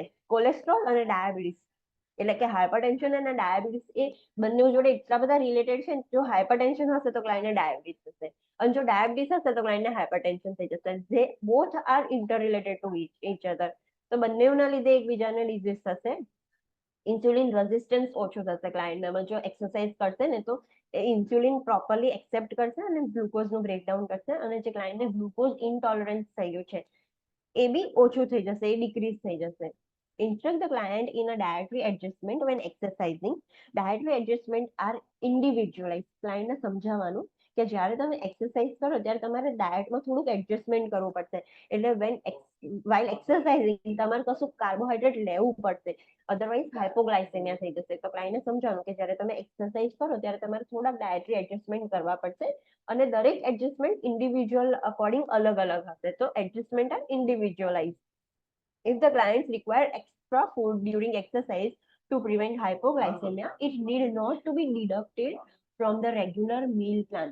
જો ક્લાયન્ટને એક્સ્ટ્રા એક્સરસાઇઝ કરશે તો આપણે એક્સ્ટ્રા કાર્બોહાઈડ્રેટ આવવું પડશે, નહીં તો એક્સરસાઇઝના લીધે બધું જ ગ્લુકોઝ યુટિલાઇઝ થઈ જશે તો ક્લાયન્ટ હાઇપોગ્લાયસેમિયામાં જતું રહેશે, તો તો જ્યારે ક્લાયન્ટ એક્સરસાઇઝ કરે ત્યારે એને એક્સ્ટ્રા ફૂડ આપવું પડે હાઇપોગ્લાયસેમિયા ના થઈ જાય એના માટે. તો પછી એવું નહીં વિચારવાનું કે આપણે ઓલરેડી અત્યારે એક્સ્ટ્રા આપી દીધું તો મીલ વખતે નહીં આપવાનું. ના, મીલ વખતે એનું આપવાનું જ, આ અલગ છે, આ એક્સ્ટ્રા છે, તો આપણે એને ડિડક્ટ ના કરી શકીએ મીલમાંથી. If the blood glucose level is higher than 250 mg per dl, that is 13.9 millimole per liter, and the urinary ketone, જે ટાઈપ 1 માં જોવા મળે, are present, the client is instructed not to exercise until the blood glucose level is closer to the normal and urinary ketones are absent. અગર ક્લાયન્ટનું blood glucose 250 કરતા બી વધારે છે, હાઇપરગ્લાયસેમિક છે એકદમ, અને એના યુરિનની અંદર આપણને કીટોન્સ જોવા મળે છે. કીટોન્સ કયા ડાયાબિટીસના ટાઈપમાં જોવા મળે? ટાઈપ 1. ટાઈપ 1 માં જ જોવા મળે. ટાઈપ 2 ડાયાબિટીસમાં કીટોન્સ ના હોય, કીટોન્સનું ફોર્મેશન જ ના થાય. અને યુરિનમાં કીટોન્સ જોવા મળે તો ક્લાયન્ટને સમજાવવાનું કે અત્યારે એક્સરસાઇઝ ના કરશો, બીકોઝ જો તમે અત્યારે એક્સરસાઇઝ કરશો તો તમારું ફેટ અને પ્રોટીન મેટાબોલિઝેશન ચાલુ થઈ જશે અને વધારે કીટોન્સ ડેવલપ થઈ જશે અને તમને ડાયાબિટીક કીટોએસિડોસિસ થઈ જશે. તો ક્લાયન્ટને સમજાવવાનું કે અત્યારે નહીં કરવાનું. જ્યારે તમારું ગ્લુકોઝ નિયર ટુ નોર્મલ હોય, તમારું ઇન્સ્યુલિન ઇફેક્ટ આપે અને ગ્લુકોઝ ઓછું થવાનું સ્ટાર્ટ થાય પછી તમે એક્સરસાઇઝ કરો. અને બીજું ક્યારે કરી શકો કે બ્લડ યુરિનની અંદરથી કીટોન્સ બધા રિમૂવ થઈ જાય. યુરિનમાં કીટોન્સ હવે આવતા જ નથી, હવે એબસેન્ટ થઈ ગયા, બધા રિમૂવ થઈ ગયા, બોડીની બહાર નીકળી ગયા, હવે યુરિનમાં કોઈ કીટોન્સ નથી રહ્યા, તો એનો મતલબ કે બોડીમાં બી કોઈ કીટોન્સ નથી, પછી તમે એક્સરસાઇઝ કરી શકો છો. અને ત્યાં સુધી નહીં કરવાની. The client should try to exercise at the same time each day and should exercise when glucose from the meal is peaking, not when insulin or glucose lowering medications are peaking. ક્લાયન્ટને સમજાવવાનું કે daily તમે જે ટાઈમે exercise કરતા હોય એ જ ટાઈમે exercise કરવાની. અને ક્યારે કરવાની એક્સરસાઇઝ? જ્યારે તમે ખાઓ છો અને તમારું ગ્લુકોઝ પીક પર છે, તો તમે એક્સરસાઇઝ કરશો તો ગ્લુકોઝ યુઝ થઈ જશે બધું સેલ્સ દ્વારા એનર્જી માટે, તો તમારું બોડીનું ગ્લુકોઝ ઓલરેડી ઓછું થઈ જશે અને તમારે એટલું બધું મેડિસિન નહીં લેવી પડે. ત્યારે નહીં કરવાની એક્સરસાઇઝ જ્યારે તમે ઓલરેડી ઇન્સ્યુલિન લીધું છે કાં તો ગ્લુકોઝ ઓછું કરવાની બધી મેડિકેશન લીધી છે અને તમે પાછું એક્સરસાઇઝ કરશો તો હાઇપોગ્લાયસેમિયા થઈ જશે ક્લાયન્ટ. એટલે સમજાવવાનું કે સેમ ડે સેમ ટાઈમે કરવાની અને જ્યારે તમે ખાધું હોય બ્લડ ગ્લુકોઝ ઇન્ક્રીઝ થાય પીક પર હોય ત્યારે એક્સરસાઇઝ કરવાની. Insulin should not be injected into an area of body that will be exercised following injection, as exercise speeds the absorption. હવે ક્લાયન્ટને એવી જગ્યાએ ઇન્સ્યુલિન નહીં આપવાનું કે જ્યારે ઇન્સ્યુલિન આપે પછી તરત જ એ એરિયાનું, ફોર એક્ઝામ્પલ ઇન્સ્યુલિનના બધા જ ઇન્જેક્શન જ્યાં બી બધા ફેટી એરિયા હોય, આપણે એબડોમેન પર, આર્મ્સ પર, થાઇસ પર બધે લઈ શકીએ. હવે ક્લાયન્ટે ચલો અહીંયા હાથ પર, આર્મ્સ પર લીધું છે અને ક્લાયન્ટ પછી એક્સરસાઇઝમાં વેઇટ લિફ્ટિંગ ને એવું કરે છે, તો આ મસલ્સ વધારે યુઝ થશે, તો તરત જ એ એબ્સોર્બ થઈ જશે એક્સરસાઇઝના લીધે. તો એ જગ્યાએ જે એરિયા યુઝ થવાનું હોય, એક્સરસાઇઝ કરવાની હોય, એ જગ્યાએ ઇન્સ્યુલિન નહીં આપવાનું, બીજી જગ્યાએ આપણે આપી શકીએ છીએ. Instruct the client, this is important point, red point જે આપેલા હોય બુકમાં એ બહુ જ ઇમ્પોર્ટન્ટ છે બીકોઝ એમાંથી ક્વેશ્ચન્સ વધારે પૂછાય છે. Instruct the client with diabetes mellitus to monitor the blood glucose level before, during and after exercising. ક્લાયન્ટને ખાસ સમજાવવાનું, બહુ જ ભાર દઈને સ્ટ્રેસફુલી સમજાવવાનું કે જ્યારે તમે એક્સરસાઇઝ કરો એના પહેલા, ડ્યુરિંગ એક્સરસાઇઝ અને આફ્ટર એક્સરસાઇઝ તમારું બ્લડ ગ્લુકોઝ ચેક કરે. બીકોઝ જો આવા ક્લાયન્ટ હાઇપોગ્લાયસેમિયામાં જતા રહેશે તો વધારે પ્રોબ્લેમ થશે, બીકોઝ હાઇપોગ્લાયસેમિયા કેન લીડ ટુ કઈ ફેટલ કન્ડિશન થશે? હાઇપોગ્લાયસેમિયા થઈ જશે તો આવા ક્લાયન્ટમાં કોમા એન્ડ ડેથ. કોમામાં જશે. Comma and death. તો આપણે જે ડાયાબિટીક ક્લાયન્ટ હોય એમને તો બિલકુલ હાઇપોગ્લાયસેમિયા ના કરી શકીએ. નોર્મલ પર્સન છે એમનું મિકેનિઝમ સારું વર્ક કરે છે. તમારે થોડોક ટાઈમ બી, આપણે કેવું થોડોક ટાઈમ બી શુગર ડાઉન થઈ જાય ને બ્રેનને ગ્લુકોઝ ના મળે તો બ્રેનના સેલ્સની એનર્જી, આપણે કેવા ચક્કર આવી જાય છે, બ્રેન્સને સહેજ સેકન્ડ્સ માટે ગ્લુકોઝ નથી મળતું, તો એક નોર્મલ હેલ્ધી ઇન્ડિવિજ્યુઅલને ચક્કર આવી જાય છે, તો આ તો ડાયાબિટીક છે, એમને તો બ્રેનને શુગર વધારે મળે છે, સડનલી હાઇપોગ્લાયસેમિયમ જતું રહે તો ક્લાયન્ટ કોમામાં જતું રહે. સો હાઇપોગ્લાયસેમિયા બિલકુલ ના થવું જોઈએ એવા ક્લાયન્ટમાં, એ ખાસ ધ્યાન રાખવાનું. ઓરલ હાઇપોગ્લાયસેમિક મેડિકેશન્સ, હવે આપણે જોયું કે જે ડાયાબિટીક ક્લાયન્ટ છે એમાં આપણે ફર્સ્ટ આપણે ડાયટથી મેનેજ કરીએ છીએ, સેકન્ડ એક્સરસાઇઝથી મેનેજ કરીએ છીએ, થર્ડ છે oral OHA, oral hypoglycemic medications agents, OHA, oral hypoglycemic agents or oral hypoglycemic medications. So oral medications are prescribed For clients with diabetes mellitus type 2, when diet and weight control therapy have failed to maintain the satisfactory blood glucose level. આપણે oral hypoglycemic medications ક્યારે આપીએ ક્લાયન્ટને કે જ્યારે એ diabetes type 2 વાળા ક્લાયન્ટને આપીએ છીએ તો એ ત્યારે આપીએ કે જ્યારે ડાયટથી અને એક્સરસાઇઝથી આમ પ્રોપરલી હજુ કંટ્રોલ નથી રહેતો. કોઈ બી ડોક્ટર હોય જે એન્ડોક્રિનોલોજિસ્ટ હોય એ તરત જ મેડિકેશન સ્ટાર્ટ ના કરી દે ક્લાયન્ટને સમજાવે કે તમે ગળ્યું હવે ઓછું કરી દો, એક્સરસાઇઝ કરવાનું ચાલુ કરો, અને જો એનાથી રેગ્યુલર મેનેજ થઈ જતું હોય તો તમારે મેડિસિનની જરૂર નહીં પડે. પણ ક્લાયન્ટ હોય એવા કે જે ડાયટ બી ફોલો ના કરે, એક્સરસાઇઝ બી ના કરે, તો પછી એમને મેડિકેશન ચાલુ કરવી જ પડે. ઇન્સ્યુલિન, હવે નેક્સ્ટ ઇઝ ઇન્સ્યુલિન થેરાપી, કે ઓરલ હાઇપોગ્લાયસેમિક થી બી નતું થતું તો પછી ઇન્સ્યુલિન આપવું પડે. Insulin is used to treat type 1 diabetes mellitus and may be used to treat type 2 diabetes mellitus when diet, weight control therapy, and oral hypoglycemic agents have failed to maintain satisfactory blood glucose level. Type 1 માં તો સીધું insulin જ આપવું પડે, because any body insulin production જ નહીં કરતી. તમે પછી વગર ઇન્સ્યુલિને એક્સરસાઇઝ કરો કે ડાયટ કરો, કશું જ કામનું નહીં, બીકોઝ એની બોડીમાં બિલકુલ ઇન્સ્યુલિન જ નહીં. તો તમારે ટાઈપ 1 માં તો ડાયરેક્ટ ઇન્સ્યુલિન જ આપવું પડશે. પણ ટાઈપ 2 માં સ્ટેપ બાય સ્ટેપ જવાનું હોય. પહેલા ક્લાયન્ટને ડાયટ એન્ડ એક્સરસાઇઝથી ફોલો કરવાનું કે કંટ્રોલ કરવાનું. નથી થતું તો આપણે મેડિકેશન આપીએ. મેડિકેશન બી કંટ્રોલમાં નહીં આવતું તો લાસ્ટમાં ઇન્સ્યુલિન આપીએ ટાઈપ 2 માં. Illness, infection, and stress increases the blood glucose level, and the need for insulin should be withheld during times of illness, infection, and stress increases the blood glucose level and the need of insulin. Insulin should not be withheld during times of illness, infection, and stress because hyperglycemia and diabetic ketoacidosis can result. હવે જ્યારે ક્લાયન્ટની body સ્ટ્રેસમાં હોય, ક્લાયન્ટને illness થઈ હોય, કોઈ બીમાર થઈ ગયો હોય, ઇન્ફેક્શન થયું હોય, કે સર્જરીના લીધે બોડી સ્ટ્રેસમાં છે, કે ગમે તે થયું છે, બોડી સ્ટ્રેસમાં છે, તો એવા ટાઈમે બ્લડ ગ્લુકોઝ ઇન્ક્રીઝ થશે વધારે. તો આપણે ઇન્સ્યુલિન વધારે આપવું પડશે, નોર્મલ કરતા વધારે આપવું પડશે. જો આપણે એવા ટાઈમે ઇન્સ્યુલિન વિથહોલ્ડ નહીં કરવાનું, સેજ બી સ્ટોપ નહીં કરવાનું, બીકોઝ જો સ્ટોપ કરીશું તો હાઇપરગ્લાયસેમિયા થઈ શકે છે અને ડાયાબિટીક કીટોએસિડોસિસ બી થઈ શકે છે ક્લાયન્ટને. હવે એનું મિકેનિઝમ સમજાવું કે ડ્યુરિંગ સ્ટ્રેસ એન્ડ ઇલનેસ, આપણે સ્ટ્રેસમાં બીજું શું વધતું હતું બોડીમાં, આપણે આ ચેપ્ટરમાં જોયું કયા હોર્મોન્સ સ્ટ્રેસની અંદર વધે. એપિનેફ્રિન. એપિનેફ્રિન, ઓકે. અને બીજા કયા હોર્મોન્સ નું રેગ્યુલેશન મતલબ ઓલ્ટર થઈ જતું હતું ડ્યુરિંગ સ્ટ્રેસ, જરૂર વધારે પડતી હતી?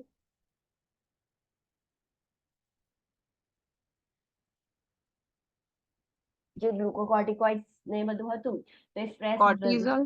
Yes, cortisol hormones.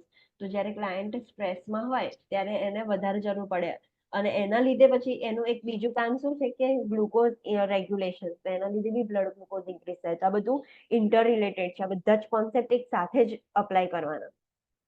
The peak action time of insulin is important to explain to the client because of the possibility of hypoglycemic reaction occurring during this time. ક્લાયન્ટને સમજાવવાનું કે ક્યારે ઇન્સ્યુલિન પીક કરે. ઇન્સ્યુલિનના types છે, ફાર્મેકોલોજીમાં આપણે ભણીશું. Short acting, long acting, intermediate acting. એનું એવું હોય કે અમુક 2 કલાકે અસર કરે, અમુક 30 મિનિટ્સમાં અસર કરે. તેનો પીક ટાઈમ હોય તો ક્લાયન્ટને સમજાવવાનું કે આ ઇન્સ્યુલિન છે એનો આટલો પીક ટાઈમ છે, એ ટાઈમમાં તમારું ગ્લુકોઝ એકદમ ઓછું હશે તો હાઇપોગ્લાયસેમિક રિએક્શન્સ ના થાય. એનું પ્રોપર અન્ડરસ્ટેન્ડિંગ ક્લાયન્ટને સમજાવવાનું કે ક્યારે ઇન્સ્યુલિન પીક પર હશે. આ વસ્તુ જે છે એ ખાસ યાદ રાખવાની. Regular insulin can be એડમિનિસ્ટર્ડ via injection, IV push. Regular insulin and short duration insulin, એટલે કે શોર્ટ એક્ટિંગ ઇન્સ્યુલિન કયા છે એના એક્ઝામ્પલ છે લિસ્પ્રો, એસ્પાર્ટ ઓર ગ્લ્યુસિન can be administered under close medical supervision via IV infusion. જે રેગ્યુલર ઇન્સ્યુલિન છે આપણે એ IV માં ડાયરેક્ટલી મતલબ એમને આપી શકીએ છીએ. પણ જે શોર્ટ એક્ટિંગ ઇન્સ્યુલિન છે જેમ કે લિસ્પ્રો, એસ્પાર્ટ અને ગ્લ્યુસિન, એ ખાસ ઓબ્ઝર્વેશનમાં લેવાના. શોર્ટ એક્ટિંગ છે એટલે એની પીક છે 30 મિનિટ્સમાં તો શુગર સટાક લઈને ડાઉન થઈ જશે. તો એને અંડર ક્લોઝ મેડિકલ સુપરવિઝનમાં જ તમે આપી શકો, અને ઇન્ફ્યુઝનથી આપવાનું. ધીમે ધીમે આપવાનું. સડનલી તમે એક સાથે ના આપી શકો. પુશ કરીને આઈવી પુશમાં ના આપી શકો, ઇન્ફ્યુઝનમાં આપવાનું. Just like potassium. પોટેશિયમ આપણે આઈવી પુશથી આપીએ છીએ? ના. ના, એ આપણે ઇન્ફ્યુઝનથી જ આપી શકીએ છીએ. તેમ શોર્ટ એક્ટિંગ જે ઇન્સ્યુલિન છે એ અંડર મેડિકલ ઓબ્ઝર્વેશન અને ઇન્ફ્યુઝનથી જ અપાય, પુશ ના કરાય. તો આ વસ્તુ ખાસ યાદ રાખવાની. Complications of insulin therapy. જે ઇન્સ્યુલિન લેતા હોય એમાં કયા કયા કોમ્પ્લિકેશન્સ જોવા મળે? તો ફર્સ્ટ છે લોકલ એલર્જીક રિએક્શન્સ. જ્યાં આગળ એ ઇન્સ્યુલિન લેતા હોય ત્યાં આગળ એલર્જીક રિએક્શન થઈ શકે છે. Redness, swelling, tenderness and induration or a wheal at a site of injection may occur 1 to 2 hours after administration. જ્યારે ઇન્સ્યુલિન લે એના 1 to 2 hours પછી ત્યાં આગળ રેડનેસ, સ્વેલિંગ, ટેન્ડરનેસ, ઇન્ડ્યુરેશન એટલે બમ્પ જેવું થઈ જશે, વ્હીલ ફોર્મેશન થઈ જશે, એવું થઈ શકે છે. Reaction usually occurs during the early stages of insulin therapy. જ્યારે નવું સ્ટાર્ટ કર્યું હોય ઇન્સ્યુલિન થેરાપી ત્યારે જ થાય, પછી એ યુઝ ટુ થઈ જશે પછી નહીં થાય. અર્લી સ્ટેજીસમાં જ વધારે જોવા મળે છે. Instruct the client to clean the skin with alcohol before injection. ક્લાયન્ટને સમજાવવાનું, આપણે બી હોસ્પિટલ સેટિંગ્સમાં જોઈએ છે કે કોઈ બી ઇન્જેક્શન આપવા માટે આલ્કોહોલથી એટલે કે સ્પિરિટથી ઓર ચેરિલિયમથી એ એરિયા ક્લીન કરીએ છીએ કોટન સ્વેટથી. તો ક્લાયન્ટને સમજાવવાનું કે એરિયા ક્લીન કરવાનું ઇન્જેક્શન પહેલા. ઇન્સ્યુલિન લિપોડિસ્ટ્રોફી સેકન્ડ કોમ્પ્લિકેશન છે ઇન્સ્યુલિનની, insulin lipodystrophy. Lipo means Fat. Yes, ફેટનું ડિસ્ટ્રોફી થશે. The development of fibrous fatty masses at the injection site caused by repeated use of the injection site used of human insulin help prevent this. જે જ્યાં બી continuously શું કહેતા હશે કે injection લેતા હશે ને ત્યાં આગળ એમને એક મતલબ માસ, હાર્ડ માસ જેવું ફીલ થઈ જશે. ત્યાં આગળ આમ લમ્સ જેવું ફીલ થશે ક્લાયન્ટને. ફાઇબ્રસ ફેટી માસીસ થશે જ્યાં આગળ ઇન્જેક્શન લેતા હોય. કેમ? તો એકની એક મતલબ એ લોકોને આપણે ઇન્સ્યુલિન જે લેતા હોય એમને સમજાવીએ છીએ કે તમારે જે ઇન્જેક્શનની સાઇટ છે ને રિપીટ કરવાની. આજે હાથ પર લીધું તો બીજા દિવસે સેકન્ડ હાથ પર, તો ત્યાં સુધી એ વસ્તુ જે થઈ છે ઇન્જેક્શનના લીધે થશે તો એ વસ્તુ હીલ થવાનો એને ટાઈમ મળે જ્યારે એને બીજી વખતે ઇન્જેક્ટ કરવાનું હોય. તો આપણે રોટેશન ઓફ સાઇટ એટલા માટે સમજાય છે ક્લાયન્ટ, બીકોઝ ત્યાં આગળ ફેટી માસીસ થવાના ચાન્સીસ છે લિપોડિસ્ટ્રોફીના લીધે. Use of human insulin helps prevent this. ઇન્સ્યુલિનના ટાઈપ આવે છે, હ્યુમન એક્ટ્રાપિડ ઇન્સ્યુલિન. તો અગર એ વાળું ઇન્સ્યુલિન લઈશું તો એના લીધે એ વસ્તુ નહીં થાય, એ વસ્તુ પ્રિવેન્ટ કરે છે. તો એ આપણે ઇન્સ્યુલિન યુઝ કરાવડાવી શકીએ છીએ client. Instruct the client to avoid injecting insulin into the affected site. ક્લાયન્ટને સમજાવવાનું કે જો તમને આજે ઇન્જેક્શન અહીંયા લેવા જાઓ છો આર્મ્સમાં અને તમને એવું ફીલ થાય છે તો એ દિવસે ત્યાં નહીં લેવાનું, બીજી સાઈડ પર લઈ લેવાનું, અવોઇડ કરવાનું. Instruct the client about the importance of rotating insulin injection site. આપણને ખબર છે કે આ પ્રોબ્લેમ થાય છે એટલે ક્લાયન્ટને સમજાવવાનું કે આનો શું ઇમ્પોર્ટન્સ છે, કેમ રોટેટ કરતું રહેવાનું site. Systemic rotation within one anatomical area is recommended to prevent lipodystrophy. The client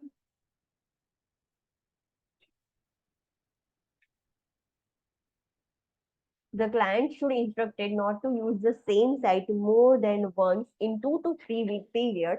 Injection should be 1.5 inches apart with the anatomical area. ક્લાયન્ટને સમજાવવાનું જે રોટેશન વાળું છે તો એને સિસ્ટમિક રોટેશન કરે એક જ એરિયાનું, અને પોસિબલ થાય તો જે સેમ એરિયા છે એ ફરી 2 to 3 વીક્સની અંદર રિપીટ ના થવું જોઈએ. મતલબ બધી જ તમે ફોર એક્ઝામ્પલ હેન્ડમાં લો છો તો હેન્ડમાં બી અલગ અલગ જગ્યાએ આપવાનું, એકની એક જગ્યાએ નહીં આપવાનું. તો સેમ જે પોઝિશન છે, સેમ એનાટોમિકલ એરિયા છે એ 2 to 3 વીક્સમાં રિપીટ ના થવો જોઈએ. અને 1.5 ઇંચીસનું મતલબ જે ઇન્જેક્શન હોવું જોઈએ, insulin injection. Next condition is dawn phenomenon. આપણે જોઈ first complication local allergic reaction, second complication is insulin lipodystrophy, third one is dawn ફેનોમેનન.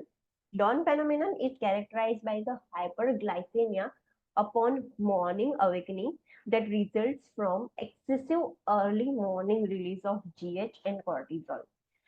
અમુક ક્લાયન્ટ્સ એવા તમે જોયા હશે ડ્યુરિંગ યોર સ્ટુડન્ટ લાઈફ ઓર જ્યારે તમે વર્કિંગ ફેઝમાં હશો ત્યારે, કે અમુક ક્લાયન્ટ્સને શુગર મોર્નિંગમાં બહુ જ વધારે હોય. મોર્નિંગ શુગર જ્યારે તમે બ્રેકફાસ્ટ પહેલાનું આ જે ફાસ્ટિંગ બ્લડ ગ્લુકોઝ ચેક કરો ને તો બહુ જ હાઈ હોય. એ કેમ હાઈ હોય? બીકોઝ ડ્યુરિંગ મોર્નિંગ વાળા ફેઝમાં બોડીની અંદર ગ્રોથ હોર્મોન અને કોર્ટિઝોલ એક્સેસિવ રિલીઝ થાય અને કોર્ટિઝોલ એક્સેસિવ રિલીઝ થશે તો બ્લડ ગ્લુકોઝ ઇન્ક્રીઝ થશે. તો એ જ ફિનોમિનનને આપણે ડોન ફિનોમિનન કહીએ છીએ. જ્યારે મોર્નિંગની અંદર જ્યારે ક્લાયન્ટ ઉઠે અવેકનિંગ ફેઝમાં હોય ત્યારે એનું બ્લડ ગ્લુકોઝ હાઈ હોય. ખબર પડી? ડોન ફેનોમિનન મીન્સ શું? હા મેમ. યસ. હું ગમે ત્યારે ફોર એક્ઝામ્પલ હવે પૂછું કે ડોન ફેનોમિનન એટલે શું, તો તમને આઈડેન્ટિફાઈ થવું જોઈએ કે ડોન ફેનોમિનનમાં શું થાય. જ્યારે client early morning wake up કરે ત્યારે એનું બ્લડ ગ્લુકોઝ હાઈ હોય, પીક પર હોય. કેમ એવું હોય? બીકોઝ મોર્નિંગ ફેઝમાં જીએચ અને કોર્ટિઝોલનું રિલીઝ એક્સેસિવ હોય. Treatment requires an increase in the client's insulin dose or change in the time of insulin administration. હવે એને કેવી રીતે ડોન ફેનોમિનન છે એને આપણે કેવી રીતે ટ્રીટ કરી શકીએ છીએ? તો ક્લાયન્ટનો આપણે મોર્નિંગ ઇન્સ્યુલિન ડોઝ છે એ ઇન્ક્રીઝ કરી શકીએ છીએ, યા તો જે ઇન્સ્યુલિનનો ટાઈમ છે એ થોડો ચેન્જ કરી શકીએ છીએ. તો એના લીધે એ વસ્તુ આપણે અવોઇડ કરી શકીએ કે હાઇપરગ્લાઇસેમિયા ના થઈ જાય ક્લાયન્ટને મોર્નિંગમાં. Somoggy phenomenon means normal or elevated blood glucose level are present at the bedtime. Hypoglycemia occurs at about 2 to 3 a.m., which causes an increase in production of counter-regulatory hormones. હવે સોમોગી ફેનોમિનનમાં શું થશે? થોડું બ્લડ ગ્લુકોઝ નોર્મલ હશે કાં તો elevated હશે. ક્યારે? Bed ટાઈમે, જ્યારે સુવાનો ટાઈમ થશે ને ત્યારે. અને જે ઇન્સ્યુલિન ઓરલ હાઇપોગ્લાયસેમિક એજન્ટ હોય ને ક્લાયન્ટ સૂતી વખતે લેતા હોય છે, ડિનર પછીની કે અમુક ડિનર પહેલાની. તો એના લીધે એવા ક્લાયન્ટમાં 2 to 3 AM એટલે અડધી રાત્રે શું થશે કે હાઇપોગ્લાયસેમિયા થઈ જશે. બેડ ટાઈમ પર નોર્મલ કે એલિવેટેડ હતું, બેડ ટાઈમ પર ઓછું નહોતું, પણ જ્યારે અડધી રાત થઈ ગઈ ત્યારે એકદમ ઓછું થઈ ગયું, which causes an increase in production of counter regulatory hormones. હવે એકદમ ઓછું થઈ જાય તો એને કાઉન્ટર કરવા માટે એને એને શું કહેવાય, એના ઉપર એક્ટ કરવા માટે બીજા હોર્મોન્સ રેગ્યુલેટ થવાનું ચાલુ થઈ જશે. And about 7 a.m. in response to the counter regulatory hormones, the blood glucose rebounds significantly to hypoglycemic stage. હવે 2:30 વાગે 2-3 વાગે એકદમ સિવિયર હાઇપોગ્લાયસેમિયા થઈ ગયું તો બોડીને ખબર પડી કે આપણે કશું કરવું પડશે, આ તો બહુ જ ઓછું થઈ ગયું. તો બોડીએ બધા હોર્મોન્સ રિલીઝ કર્યા, જીએચ અને કોર્ટિઝોલ. તો એટલા બધા રિલીઝ થઈ ગયા કે જ્યારે ક્લાયન્ટ સવારમાં ઉઠ્યું 7 વાગે ત્યારે એકદમ હાઇપરગ્લાયસેમિયા થઈ ગયું. ખબર પડી આ ફેનોમેનનમાં શું થશે? નો. જ્યારે સુવા ગયું ક્લાયન્ટ ત્યારે એનું બ્લડ ગ્લુકોઝ એને ચેક કર્યું તો નોર્મલ હતું or સ્લાઇટલી એલિવેટેડ હતું. બહુ વધારે બી નહોતું, બહુ ઓછું બી નહોતું, નોર્મલ ઓર એલિવેટેડ હતું. અને અડધી રાતે એ શુગર એટલું ડાઉન થઈ ગયું, અડધી રાતે ક્લાયન્ટને પર્સ્પિરેશન થઈ ગયું, હાઇપોગ્લાયસેમિયા થઈ ગયું, શુગર ડાઉન થઈ ગયું. તો એની બોડીએ એને કાઉન્ટર કરવા માટે બીજા હોર્મોન્સ સિક્રેટ કર્યા કે બ્લડ ગ્લુકોઝ ઇન્ક્રીઝ થઈ શકે. હવે બોડી એનું મિકેનિઝમ બહુ સારું વર્ક કર્યું છે. જ્યારે ક્લાયન્ટ સવારે ઉઠ્યું ત્યારે હાઇપરગ્લાયસેમિયા થઈ ગયું. This phenomenon is known as Somogyi phenomenon. ખબર પડી? Yes Yes.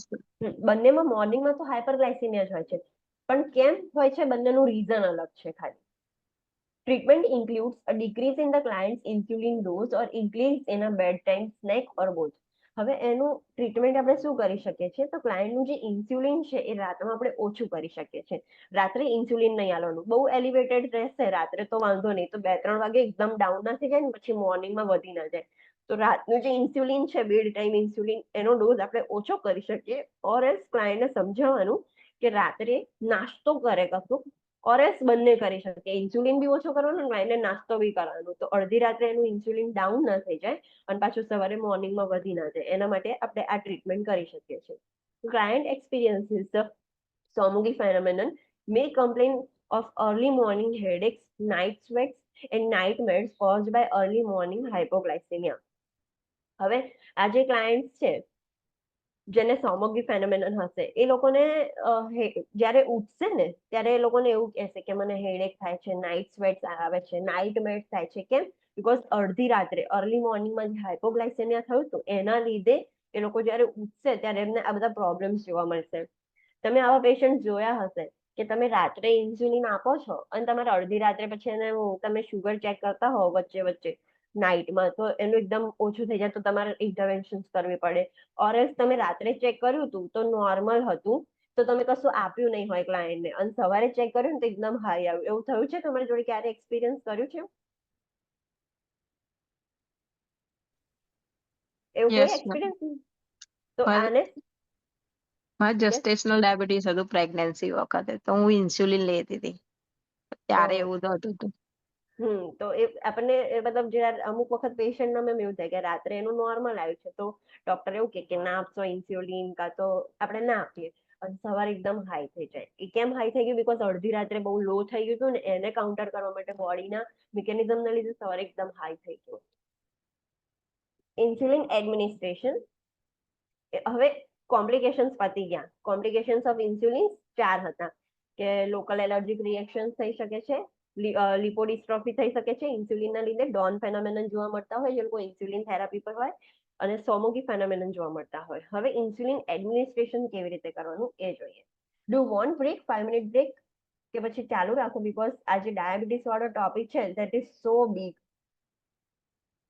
હજુ આ પાછળ રહ્યું છે. ડુ યુ વોન્ટ બ્રેક કે કન્ટિન્યુ કરું? 5 minute break. ઓકે, તો ટેક 5 મિનિટ બ્રેક અને પછી આપણે ઇન્સ્યુલિન એડમિનિસ્ટ્રેશન સ્ટાર્ટ કરીએ.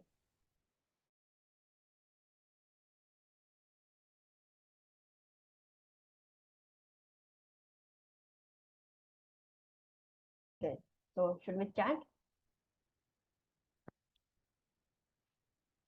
Yes, so let's start. Insulin administration. હવે ક્લાયન્ટ જે ડાયાબિટીક છે એને કેવી રીતે ઇન્સ્યુલિન એડમિનિસ્ટ્રેટ કરવું એના રિલેટેડ આપણે જોઈશું કે ઇન્સ્યુલિન એડમિનિસ્ટ્રેશન કેવી રીતે થાય. તો subcutaneous injection and mixing insulin, see chapter 48.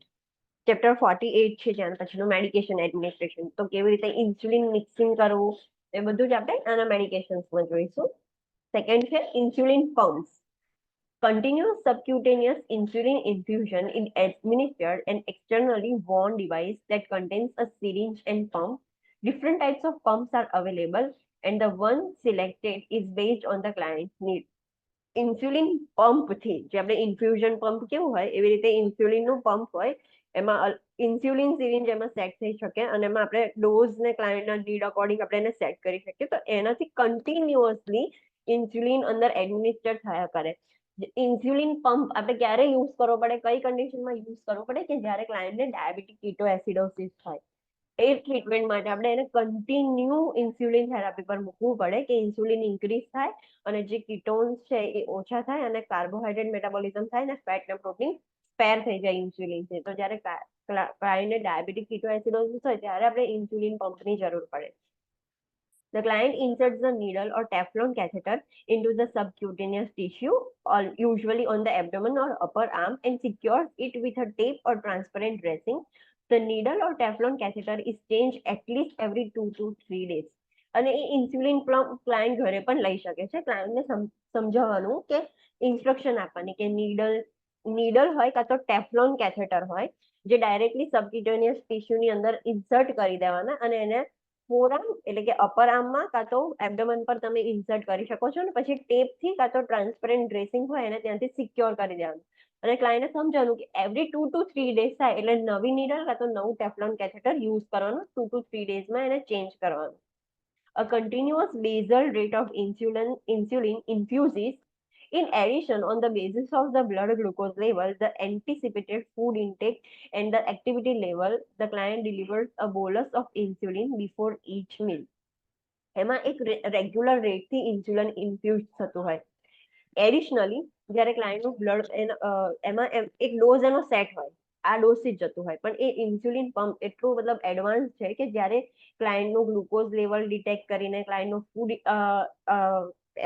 Consumption detect કરીને કે એની એક્ટિવિટી ડિટેક્ટ કરીને જે ક્લાયન્ટ છે એ બોલસ એ ઇન્સ્યુલિનમાં વધારે ઓછું કરી શકે છે. અને જ્યારે મીલ વધારે લે, જ્યારે ખાવાનું વધારે ખાય ત્યારે બોલસ બી આપી શકે છે ક્લાયન્ટ. તો એનું જે ગ્લુકોઝ છે પ્રોપરલી મેન્ટેન રહે. જ્યારે એક્ટિવિટી કરે ત્યારે ઇન્સ્યુલિનની ઓછી જરૂર હોય. પછી ફૂડ ઇન્ટેક છે તો એ ઓછું છે કાં તો કશું નથી ખાતું ત્યારે બ્લડ ગ્લુકોઝ લેવલ ઓલરેડી ઓછું છે ત્યારે તમે ચેન્જ કરી શકો છો. જ્યારે વધારે ફૂડ ખાઈ લો ત્યારે બોલસ પણ આપી શકો છો. તો તમે ચેન્જીસ કરી શકો છો. નોર્મલી એનો એક કન્ટિન્યુઅસ રેટ હોય, બટ યુ કેન ચેન્જ, એમાં ઓલ્ટરેશન્સ કરી શકો છો. Both rapid acting insulin and regular short-acting insulin buffer to prevent the precipitation of insulin crystals within the catheter and appropriate for the use of these pumps. આમાં બંને insulin mix કરીને આપવામાં આવે છે, કારણ કે જો તમે એક ઇન્સ્યુલિન લેશો તેના ક્રિસ્ટલ્સ ફોર્મ થઈ જશે, પ્રેસિપિટેશન થઈ જશે. What do you mean by precipitation? કેમિસ્ટ્રીમાં આપણે ટેસ્ટ ટ્યુબમાં કે કશુંક કોઈ બી કેમિકલ રિએક્શન કરીએ તો જે અંદર રિએક્શન ફોર્મ થાય ને પછી ક્લાઉડ જેવું કે ક્રિસ્ટલ્સ જેવું નીચે સેડિમેન્ટ થઈ જાય ટેસ્ટ ટ્યુબમાં, તેને પ્રેસિપિટેટ કહેવાય, જામી જાય કશુંક નીચે. તો જ્યારે તમે સિંગલ ટાઈપનું ઇન્સ્યુલિન યુઝ કરો ને તો એમાં પ્રેસિપિટેશન થઈ જાય, જે કેથેટર છે એમાં, તો કેથેટર બ્લોક થઈ જશે. તો એ વસ્તુ પ્રિવેન્ટ કરવા માટે બે ઇન્સ્યુલિન આપણે યુઝ કરીએ છીએ, રેપિડ એક્ટિંગ અને રેગ્યુલર શોર્ટ એક્ટિંગ ઇન્સ્યુલિન, અને પછી એ પંપમાં આપણે આપીએ છીએ. Insulin pump and skin sensor. Second છે ઇન્સ્યુલિન પંપ અને સ્કિન સેન્સર. સેકન્ડ ટાઈપ છે ઇન્સ્યુલિન, થર્ડ ટાઈપ છે ઇન્સ્યુલિન એડમિનિસ્ટ્રેશન કરવાની. A skin sensor device can be used that monitors the client's blood glucose continuously, and the information is transmitted to the pump, which determines the need for insulin, and then the insulin is injected. એક skin sensor device use કરવામાં આવે જે બોડીની અંદર ક્લાયન્ટનું blood glucose continuously monitor કરે અને એ ઇન્ફોર્મેશન ઇન્સ્યુલિન પંપમાં જાય અને એના અકોર્ડિંગ ક્લાયન્ટના ગ્લુકોઝના અકોર્ડિંગ ઇન્સ્યુલિન પંપમાંથી ઇન્સ્યુલિન ઇન્જેક્ટ થાય બોડીની અંદર. The pump holds up to 3 days supply of insulin and can be disconnected easily if necessary for certain activities such as bathing. જે ઇન્સ્યુલિન હોય એની અંદર જે પંપ છે એની અંદર 3 days સુધીનું ઇન્સ્યુલિન એટલું એને સ્ટોક એ હોલ્ડ કરી શકે છે અને તમે જ્યારે જરૂર પડે ત્યારે ડિસ્કનેક્ટ કરી શકો છો એને. ફોર એક્ઝામ્પલ ક્લાયન્ટની ડેલી એક્ટિવિટીઝ હોય, બાથરૂમ ને એવું બધું એને કરવું હોય તો તમે ડિસ્કનેક્ટ કરીને કનેક્ટ કરી શકો છો, રીકનેક્ટ. પણ એ 3 days સુધી એની અંદર એટલો સ્ટોક હોય કે 3 days સુધી તમારે એ વસ્તુ રીફિલ ના કરવી પડે અને તમારા બોડીનું ગ્લુકોઝને આઈડેન્ટિફાય કરીને મોનિટર કરીને ઇન્સ્યુલિન તમારું એ સિક્રેશન થશે બોડીની અંદર. Fourth is pancreas transplant. હવે ડાયરેક્ટ પેન્ક્રિયાસ જ ટ્રાન્સપ્લાન્ટ કરી દઈશું તો એ નોર્મલી જ ઇન્સ્યુલિન સિક્રેટ કરશે અને બધું કામ ટેક ઓવર કરી લેશે. The goal of pancreatic transplantation is to halt or reverse the complication of diabetes mellitus. Diabetes mellitusની જે કોમ્પ્લિકેશન્સ થાય છે, બહુ બધી કોમ્પ્લિકેશન્સ છે ડાયાબિટીસની, તો એ વસ્તુ રિવર્સ કરવા માટે, એટલે કોમ્પ્લિકેશન ના થાય એના માટે, ઓર હોલ્ટ એટલે કોમ્પ્લિકેશન સ્ટોપ કરવા માટે આપણે પેન્ક્રિયાટિક ટ્રાન્સપ્લાન્ટેશન કરીએ છીએ. Transplantations are performed on a limited number of clients. In general, these are clients who are undergoing kidney transplantation simultaneously. તમે જોયું હશે પેન્ક્રિયાટિક ટ્રાન્સપ્લાન્ટેશન એટલું કોમન નથી, એ બધામાં નથી કરતા આપણે, લિમિટેડ નંબર ઓફ ક્લાયન્ટમાં જ કરવામાં આવે અને એ મેજોરિટી કઈ પબ્લિકમાં કરવામાં આવે, કયા ક્લાયન્ટ્સમાં કરવામાં આવે કે જે ઓલરેડી કિડની ટ્રાન્સપ્લાન્ટેશન કરવાના જ હોય. તો એ વખતે જોડે જોડે એમને જો પેન્ક્રિયાટિક ડોનર મળી જાય તો પેન્ક્રિયાસ ટ્રાન્સપ્લાન્ટેશન પણ એ વખતે જ કરવામાં આવે, બાકી રેગ્યુલરલી નથી કરવામાં આવતું. Immunosuppressive therapy is prescribed to prevent and treat rejection.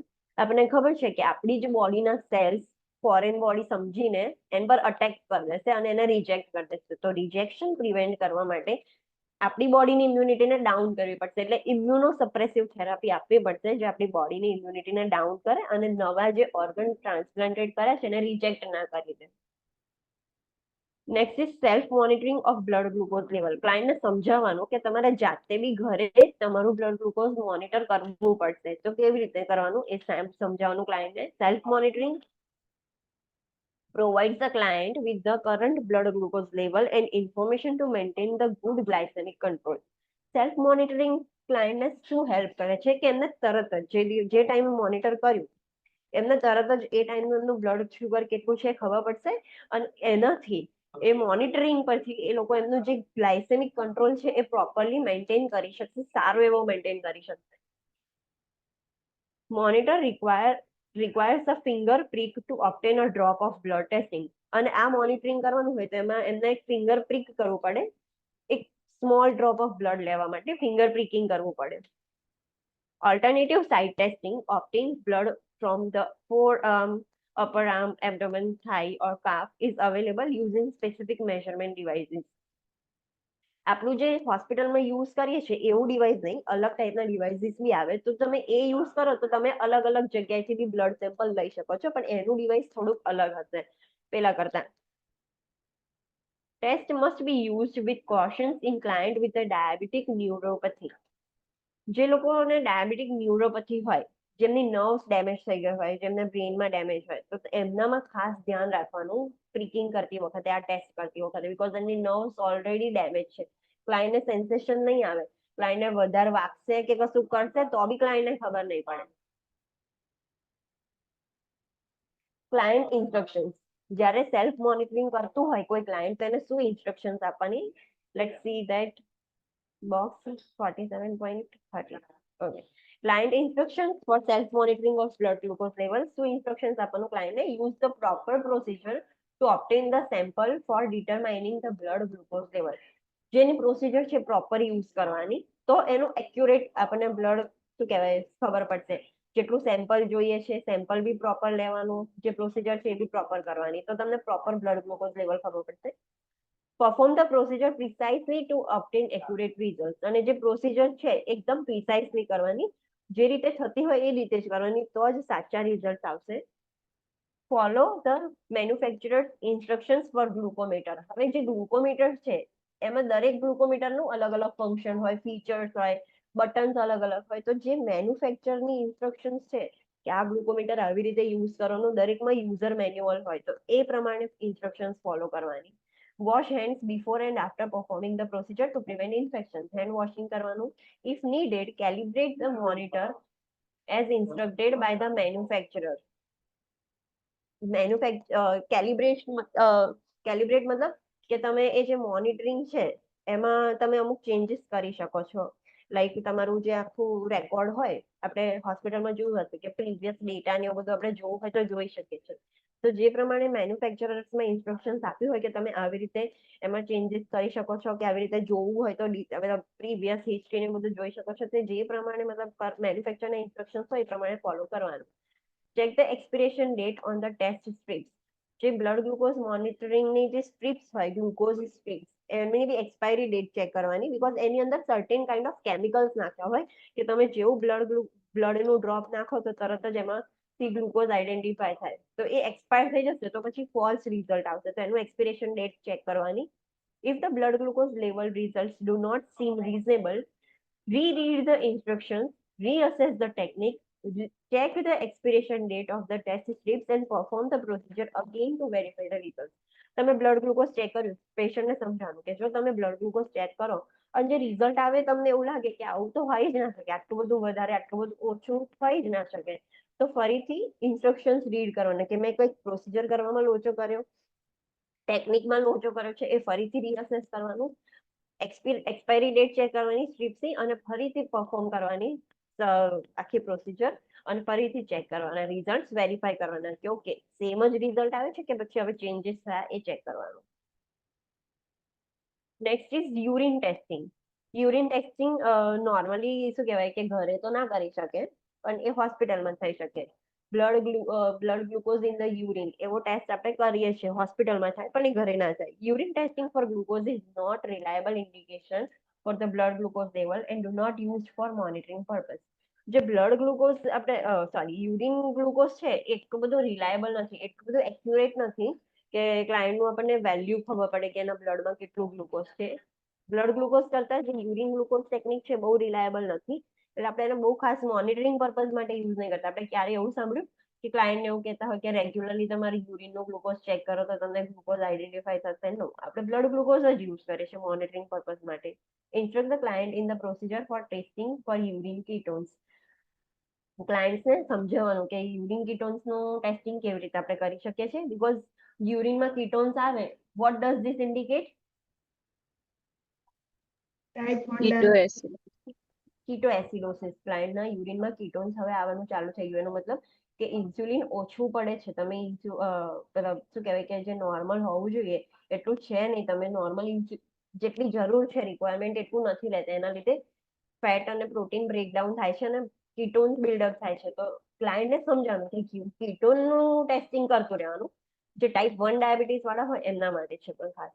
The presence of ketone may indicate impending ketoacidosis. Diabetic ketoacidosis indicate કરે છે જો ketones હોય તો. Urine ketone testing should be performed during illness and whenever the client with type 1 diabetes has persistently elevated blood glucose or prescribed for two consecutive or as prescribed for two consecutive testing periods. Okay.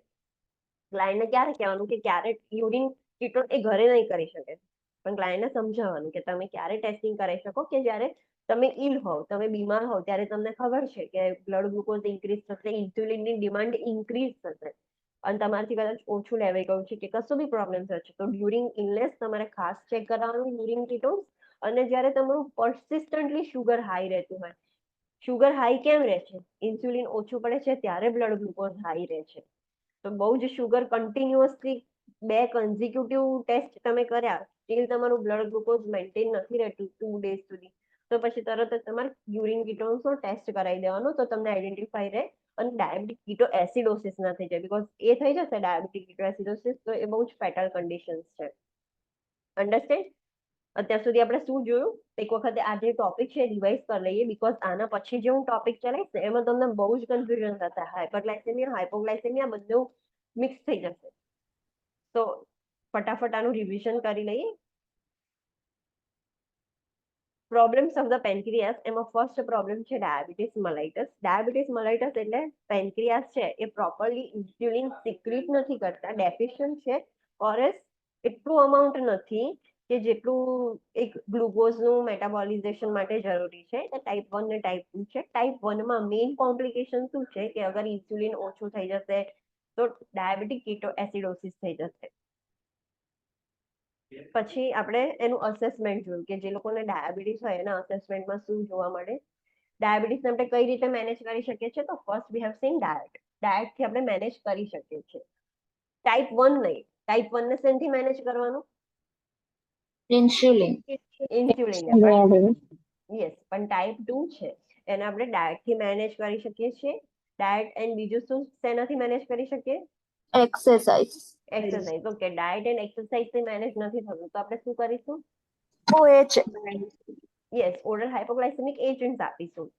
OH થી બી manage નથી થતું તો last sort શું છે? Insulin. Insulin. Okay, તો આપણે આ બધું જોયું એનું મેનેજમેન્ટ. પછી આ વસ્તુ ખાસ યાદ રાખવાની કે રેગ્યુલર ઇન્સ્યુલિન તમે આઈવી પુશથી આપી શકો છો, પણ શોર્ટ એક્ટિંગ ઇન્સ્યુલિન છે એને ઇન્ફ્યુઝનથી જ અપાશે. ઇન્સ્યુલિન જે લેતું હોય એના કોમ્પ્લિકેશન શું છે? તો લોકલ એલર્જીક રિએક્શન થઈ શકે છે, ઇન્સ્યુલિન લિપોડિસ્ટ્રોફી થઈ શકે છે. એવા ક્લાયન્ટ્સને ડોન ફેનોમેનન બહુ કોમન છે, એન્ડ સોમોગી ફેનોમેનન બી એ લોકોનામાં ક્યારેક ક્યારેક જોવા મળતા હોય, ઓર એલ્સ રેગ્યુલરલી જોવા મળતા હોય. હવે ઇન્સ્યુલિન કેવી રીતે એડમિનિસ્ટર કરવું એ આપણે જોયું કે ઇન્જેક્શન્સ કેવી રીતે લેવાના એ બધું 48 ચેપ્ટરમાં છે, પણ ઇન્સ્યુલિન પંપ શું છે એનાથી ઇન્જેક્શન્સ લઈ શકે છે. પછી ઇન્સ્યુલિન પંપ અને સ્કિન સેન્સર એવા ટાઈપનું બી છે જેનાથી ઇન્સ્યુલિન લઈ શકે છે. And last is pancreas transplant, જે બહુ કોમન નથી, રેરલી આપણે કરવામાં આવે. હવે ક્લાયન્ટને એવું બી સમજાવ્યું કે તમારે રેગ્યુલરલી બ્લડ ગ્લુકોઝ કેવી રીતે મોનિટર કરવાના ઘરે, એ આપણે ક્લાયન્ટને સમજાવ્યું, એના ઇન્સ્ટ્રક્શન્સ આપ્યા. એન્ડ લાસ્ટ આપણે સમજાવ્યું કે યુરિન ટેસ્ટિંગ કરવાનું. બોડીમાં બ્લડ જે ગ્લુકોઝ છે એ આપણે એટલું બધું એને યુઝ નથી કરતા, એનાથી પ્રિસાઇઝ એક્યુરેટ રિઝલ્ટ નથી આવતા, પણ ક્લાયન્ટને સમજાવવાનું કે યુરિનની અંદર કીટોન્સનું ટેસ્ટિંગ કરાવતું રહે રેગ્યુલર ટાઈમ પીરિયડે. અને ખાસ કરીને જ્યારે ક્લાયન્ટ બીમાર હોય કે ક્લાયન્ટનું બ્લડ ગ્લુકોઝ કન્સિસ્ટન્ટલી હાઈ રહેતું હોય ત્યારે એને ખાસ યુરિન કીટોન્સ ચેક કરાવી લેવાના, તો એને આઈડેન્ટિફાઈ થઈ જાય કે ડાયાબિટીસ કીટો એસિડોસિસ તરફ જાય છે કે શું થાય છે એમ. Next is acute complication of diabetes mellitus. Acute complication એટલે સડન મતલબ બહુ જલ્દી જોવા મળે. થાય પ્રોબ્લેમ. સડનલી પ્રોબ્લેમ અરાઇઝ થઈ જશે એન્ડ એનું ટ્રીટમેન્ટ બી છે. એ ક્રોનિક નથી. એક્યુટ જે બી ડિઝીઝ હોય એને તમે ટ્રીટ કરી શકો છો. તો જે બી ડાયાબિટીક વાળા ક્લાયન્ટ હશે એ લોકોને એક્યુટ કોમ્પ્લિકેશન શું થશે? સડનલી કોમ્પ્લિકેશન અરાઇઝ થશે અને પછી તમે એને ટ્રીટ બી કરી શકશો. તો ફર્સ્ટ છે હાઇપોગ્લાઇસેમિયા. ડાયાબિટીક ક્લાયન્ટ ને હાઇપોગ્લાઇસેમિયા એની કોમ્પ્લિકેશન્સ છે. જો ઇન્સ્યુલિન ઓવરડોઝ થઈ જાય, કાં તો ઓવર એક્સરસાઇઝ અને નોર્મલ ઇન્સ્યુલિન ડોઝ, કાં તો ઓછું ખાધું અને નોર્મલ ઇન્સ્યુલિન ડોઝ, ગમે તે કશાકના રીઝનના લીધે ક્લાયન્ટને હાઇપોગ્લાઇસેમિયા થઈ જશે. એન્ડ હાઇપોગ્લાઇસેમિયા એ કોમ્પ્લિકેશન છે. હાઇપોગ્લાઇસેમિયા ના થવું જોઈએ ડાયાબિટીક ક્લાયન્ટને, તો ખાસ ના થવું જોઈએ. તો hypoglycemia means what? Hypoglycemia occurs when the blood glucose levels fall below 70 or when the blood glucose level drops rapidly from the elevated level.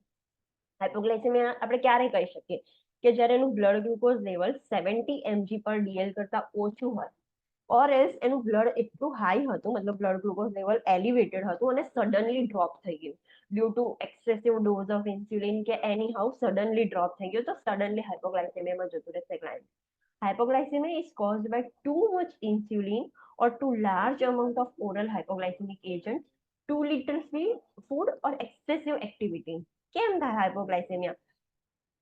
હાઇપોગ્લાયસેમિયા એટલે થયું કે ક્લાયન્ટે બહુ જ બધું ઇન્સ્યુલિન લઈ લીધું, ઓરસ બહુ બધા ઓરલ હાઇપોગ્લાયસેમિક એજન્ટ લઈ લીધા, ઓરસ એ બધું નોર્મલ લીધું તો ખાવાનું ઓછું ખાધું, ઓરસ એક્સરસાઇઝ વધારે કરી લીધી, તો આ બધા રીઝનના લીધે હાઇપોગ્લાયસેમિયા થઈ શકે છે. The client needs to be instructed always keep some form of fast acting simple carbohydrate available. જે ડાયાબિટીક ક્લાયન્ટ હોય ને એમને સમજાવવાનું કે તમારી જોડે કશું બી એવું ફાસ્ટ એક્ટિંગ સિમ્પલ કાર્બોહાઈડ્રેટ એટલે શુગર ચોકલેટ કશું બી તમારી જોડે રાખવાનું, જ્યારે બી તમને હાઇપોગ્લાયસેમિયા થઈ જાય તો તમે તરત જ કન્ઝ્યુમ કરો, એ સમજાવવાનું છે ક્લાયન્ટને કે તમારે જોડે રાખવાનું છે. Let's see 47.14. Simple carbohydrates to treat hypoglycemia શું છે? તો commercially prepared glucose tablet or glucose gel, એવું ગ્લુકોઝની ટેબ્લેટ્સ આવે. 6 to 10 life savers or hard candy, જે મતલબ કેન્ડીઝ હોય ઓરેન્જની ને એવી એવી 6 થી 10 કેન્ડીઝ રાખવાની જોડે, એના જોડે રાખવાની છે. 4 ટેબલસ્પૂન ઓફ શુગર ના રાખવી હોય તો શુગરના સેશેટ આવે, સીધું તોડીને ખાઈ લેવાય. શુગર ક્યુબ્સ રાખી શકે છે. હની ઓર સિરપ 1 ટેબલસ્પૂન હની લેશે કે 1 ટેબલસ્પૂન સિરપ લઈ લેશે ક્લાયન્ટ તો બી તરત હાઇપોગ્લાયસેમિયા ટ્રીટ થઈ જશે. Half cup of fruit juice or regular soft drink. Diet coke ને એવા નહીં, જે અત્યારે માર્કેટમાં ડાયટ કોક આવે છે ને બધા કોક આવે છે એમાં શુગર ઓછું હોય, એટલે નોન ડાયટ સોફ્ટ ડ્રિંક્સ લેવાના કે જેમાં શુગરનું અમાઉન્ટ હોય વધારે, તો હાફ કપ જ લેવાનું, એવું નહીં કે પછી આખું ખાલી કરી દેવાનું, હાફ કપ જેટલું લેવાનું. 8 ounce or 235 ml of low fat milk. Direct milk પી લઈએ તો બી બ્લડ ગ્લુકોઝ ઇન્ક્રીઝ થઈ શકે છે, તો 235 ml ઓફ મિલ્ક લેવાનું, પણ મિલ્ક લો ફેટ વાળું મિલ્ક હોય, એટલે સ્કીમ્ડ મિલ્ક હોય, મલાઈ રિમૂવ કરી દીધી હોય એવા મિલ્ક હોય, એવું બી ક્લાયન્ટ તરત લઈ શકે છે. 6 સોલ્ટ લાઈન ક્રેકર્સ, ક્લાયન્ટને 6 બિસ્કિટ ખવડાવી દો તો બી એનું ગ્લુકોઝ મેન્ટેન થઈ શકે છે. ઓર 3 ગ્રેહમ ક્રેકર્સ. ગ્રેહમ ક્રેકર્સ એટલે થોડાક સ્વીટ કાઇન્ડ ઓફ બિસ્કિટ હોય, પેલા સોલ્ટી બિસ્કિટ લાઈક મોનેકો બિસ્કિટ ને એવા છે, અને પેલા થોડાક sweet type of crackers biscuit ને ખવડાવી દો. સ્વીટ હોય તો ઓછા ખવડાવવાના, સોલ્ટી હોય તો થોડાક વધારે ખવડાવી શકીએ. તો આ છે સિમ્પલ કાર્બોહાઈડ્રેટ્સ. જે હાઇપોગ્લાયસેમિયા થાય, તમારા આજુબાજુ બી કોઈને થાય તો યુ કેન યુઝ ધીસ, કે એના ઘરમાં જે બી આ વસ્તુ આમાંથી કશું બી અવેલેબલ હોય તો સડનલી તમે એ ક્લાયન્ટને આપી શકો. તો ક્લાયન્ટને સમજાવવાનું કે આટલી વસ્તુ તમે કરી શકો છો જ્યારે તમને હાઇપોગ્લાયસેમિયા થઈ જાય ત્યારે. If the client has a hypoglycemic reaction and does not have any of the recommended emergency food available, and available food should be eaten, high fat food slows the absorption of glucose and the hypoglycemic symptoms may not resolve. If the client has a hypoglycemic reaction and does not have any of the recommended emergency foods available, any available food should be eaten. High fat food slows the absorption of glucose and the hypoglycemic symptoms may not resolve quickly. જો ક્લાયન્ટને હાઇપોગ્લાયસેમિક reaction થયું છે અને client જોડે આવું કશું જ emergency food available નથી, તો જે ફૂડ અવેલેબલ હોય ને એ ખાઈ લે, જે મળે ને ખાઈ લે. એને એવું કહેવાનું કે આમાંથી કશું નથી મળતું તો જે મળે એ ખાઈ લે. બસ ખાલી શું ધ્યાન રાખવાનું કે જો શું કહેવાય કે હાઈ ફેટી ફૂડ લેશે ને તો એના લીધે ગ્લુકોઝનું એબ્ઝોર્પ્શન ઓછું થશે, અને જે હાઇપોગ્લાયસેમિયા છે ને એ ફટાફટ રિઝોલ્વ નહીં થાય. એટલે આપણું કામ શું છે કે હાઇપોગ્લાયસેમિયા ફટાફટ રિઝોલ્વ થઈ જાય ને ગ્લુકોઝ ઇન્ક્રીઝ થઈ જાય, ફટાફટ ગ્લુકોઝનું એબ્ઝોર્પ્શન થાય. તો ક્લાયન્ટને કહેવાનું કે તમને આવું કશું આટલા લિસ્ટ ઓફ ફૂડ નથી મળતું તો જે મળે ખાઈ લો, પણ ખાલી ધ્યાન રાખો કે હાઈ ફેટ ફૂડ્સ ના ખાય, એટલે તળેલું અને એવું ના ખાય, બીકોઝ એ તમે ખાશો તો એનાથી તરત જ ગ્લુકોઝ એબ્ઝોર્પ્શન નહીં થઈ જાય અને તરત જ હાઇપરગ્લાયસેમિયા એટલે હાઇપોગ્લાયસેમિયા રિઝોલ્વ નહીં થાય. તો એ વસ્તુનું ધ્યાન રાખવાની, બાકી તમે ગમે તે કહી શકો છો. Clients who experience frequent episodes of hypoglycemia, older clients and clients taking beta adrenergic blocking agents may not experience the warning signs of hypoglycemia until the blood glucose level is dangerously low. This phenomenon is termed as hypoglycemia unawareness. હવે અમુક patients એવા હોય કે જેમને ફ્રિક્વન્ટલી હાઇપોગ્લાયસેમિયાના episodes આવતા હોય, જેમ કે અમુક ઓલ્ડર ક્લાયન્ટ્સ હોય અને અમુક એવા ક્લાયન્ટ્સ હોય કે જે બીટા એડ્રીનર્જિક બ્લોકિંગ એજન્ટ્સ લેતા હોય, તો એ લોકોને વોર્નિંગ સાઇન્સ જ નહીં આવે. હાઇપોગ્લાયસેમિયાની વોર્નિંગ સાઇન શું છે કે ક્લાયન્ટને સ્વેટિંગ થઈ જશે, ટ્રેમર સ્ટાર્ટ થઈ જશે, એ હાઇપોગ્લાઇસેમિયાની વોર્નિંગ સાઇન છે. પણ એ ક્લાયન્ટને ખબર જ નહીં પડે, વોર્નિંગ સાઇન્સ જ નહીં આવે, તો એના લીધે એનું બ્લડ ગ્લુકોઝ એટલું ડેન્જરસલી ડાઉન થઈ જશે. અને આ ફેનોમેનનને શું કહેવાય છે? હાઇપોગ્લાઇસેમિયા અનઅવેરનેસ કહેવાય છે. Understood what do you mean by hypoglycemia unawareness? Yes, ma'am. Okay, હવે હાઇપોગ્લાઇસેમિયાના અસેસમેન્ટ આપણે જોઈએ કે હાઇપોગ્લાઇસેમિયામાં શું સાઇન એન્ડ સિમ્પટમ્સ હોય. તો માઇલ્ડ હાઇપોગ્લાઇસેમિયા થાય તો ક્લાયન્ટને હંગર ઇન્ક્રીઝ થશે, નર્વસનેસ થઈ જશે, પાલ્પિટેશન્સ થશે, સ્વેટિંગ થશે, ટેકિકાર્ડિયા થશે અને ટ્રેમર્સ થશે. એમાં સ્વેટિંગ ને ટ્રેમર્સ ક્લાયન્ટને આઈડેન્ટિફાઈ થઈ જશે કે ઓકે, મને એકદમ પરસેવો થઈ ગયો છે, મને આમ હાથમાં ધ્રુજારીને એવું ચાલુ થઈ ગયું છે, તો ક્લાયન્ટને જાતે ખબર પડશે કે મને હાઇપોગ્લાઇસેમિયા થઈ ગયું છે. મોડરેટ, હવે હાઇપોગ્લાઇસેમિયા થોડુંક ઇન્ક્રીઝ થયું, મોડરેટ હાઇપોગ્લાઇસેમિયા થઈ ગયું. તો કન્ફ્યુઝન, ડબલ વિઝન, ડ્રાઉઝીનેસ, હવે ક્લાયન્ટ છે આમ સ્લીપી થઈ જશે, ઇમોશનલ ચેન્જીસ જોવા મળશે, હેડેક થશે, impaired coordination, inability to concentrate, irrational or combative behavior, कुछ भी बबड़ा बबड़ करते हैं, irrational behavior करते हैं, light headed, numbness of lips and tongue and slurred speech. આ moderate hypoglycemia ના symptoms છે. અને severe hypoglycemia થઈ જશે તો difficulty in arousing, client આંખો જ નહીં ખોલી શકે, અરાઉઝ જ નહીં થઈ શકે, disoriented behavior, loss of consciousness અને લાસ્ટમાં seizures આવી જશે and કોમા બી થઈ જશે and client can die because severe થઈ ગયું છે, બ્રેનને બિલકુલ નથી મળતું હવે ગ્લુકોઝ. દરેક સેલને વર્ક કરવા માટે એનર્જી જોઈશે અને એનર્જી ગ્લુકોઝમાંથી મળે, તો બ્રેનને ના મળે સિવિયરમાં, તો બધા જ મેન્ટલ જે ચેન્જીસ છે એ જોવા મળે. ક્લાયન્ટ અવેક નહીં રહી શકે, ડિસઓરિએન્ટેડ બિહેવિયર થઈ જશે, ક્લાયન્ટનો કોન્શિયસનેસ જતી રહેશે, સીઝર્સ આવશે અને કોમા આવી જશે. This are the signs of hypoglycemia. Mild hypoglycemia, the client remains fully awake but displays adrenergic symptoms. હવે જે માઇલ્ડ હાઇપોગ્લાઇસેમિયામાં છે એમાં ક્લાયન્ટ એકદમ ફુલ્લી અવેક છે, થોડાક ખાલી સિમ્ટમ્સ જોવા મળે છે. અને બ્લડ ગ્લુકોઝ, માઇલ્ડ હાઇપોગ્લાઇસેમિયામાં બ્લડ ગ્લુકોઝ કેવું હોય? લોઅર ધેન 70 કરતા ઓછું હોય. નોર્મલ રેન્જ શું છે બ્લડ ગ્લુકોઝની for healthy individuals?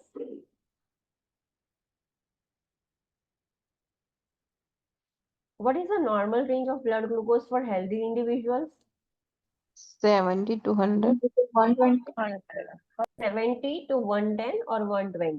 Normally, ideally 70 to 110 mg per dl આપેલું હોય છે.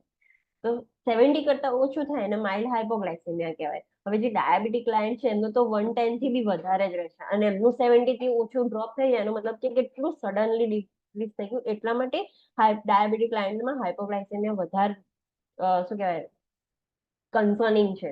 Moderate hypoglycemia, the client displays symptoms of worsening hypoglycemia. The blood glucose level is usually lower than 40. Moderate glycemia માં શું થશે કે ક્લાયન્ટના જે સિમ્પટમ્સ છે થોડાક વર્સ થવાનું ચાલુ થશે અને બ્લડ ગ્લુકોઝ 40 કરતા બી ઓછું થઈ જશે. સિવિયર હાઇપોગ્લાઇસેમિયામાં the client displays severe neuroglycopenic symptoms.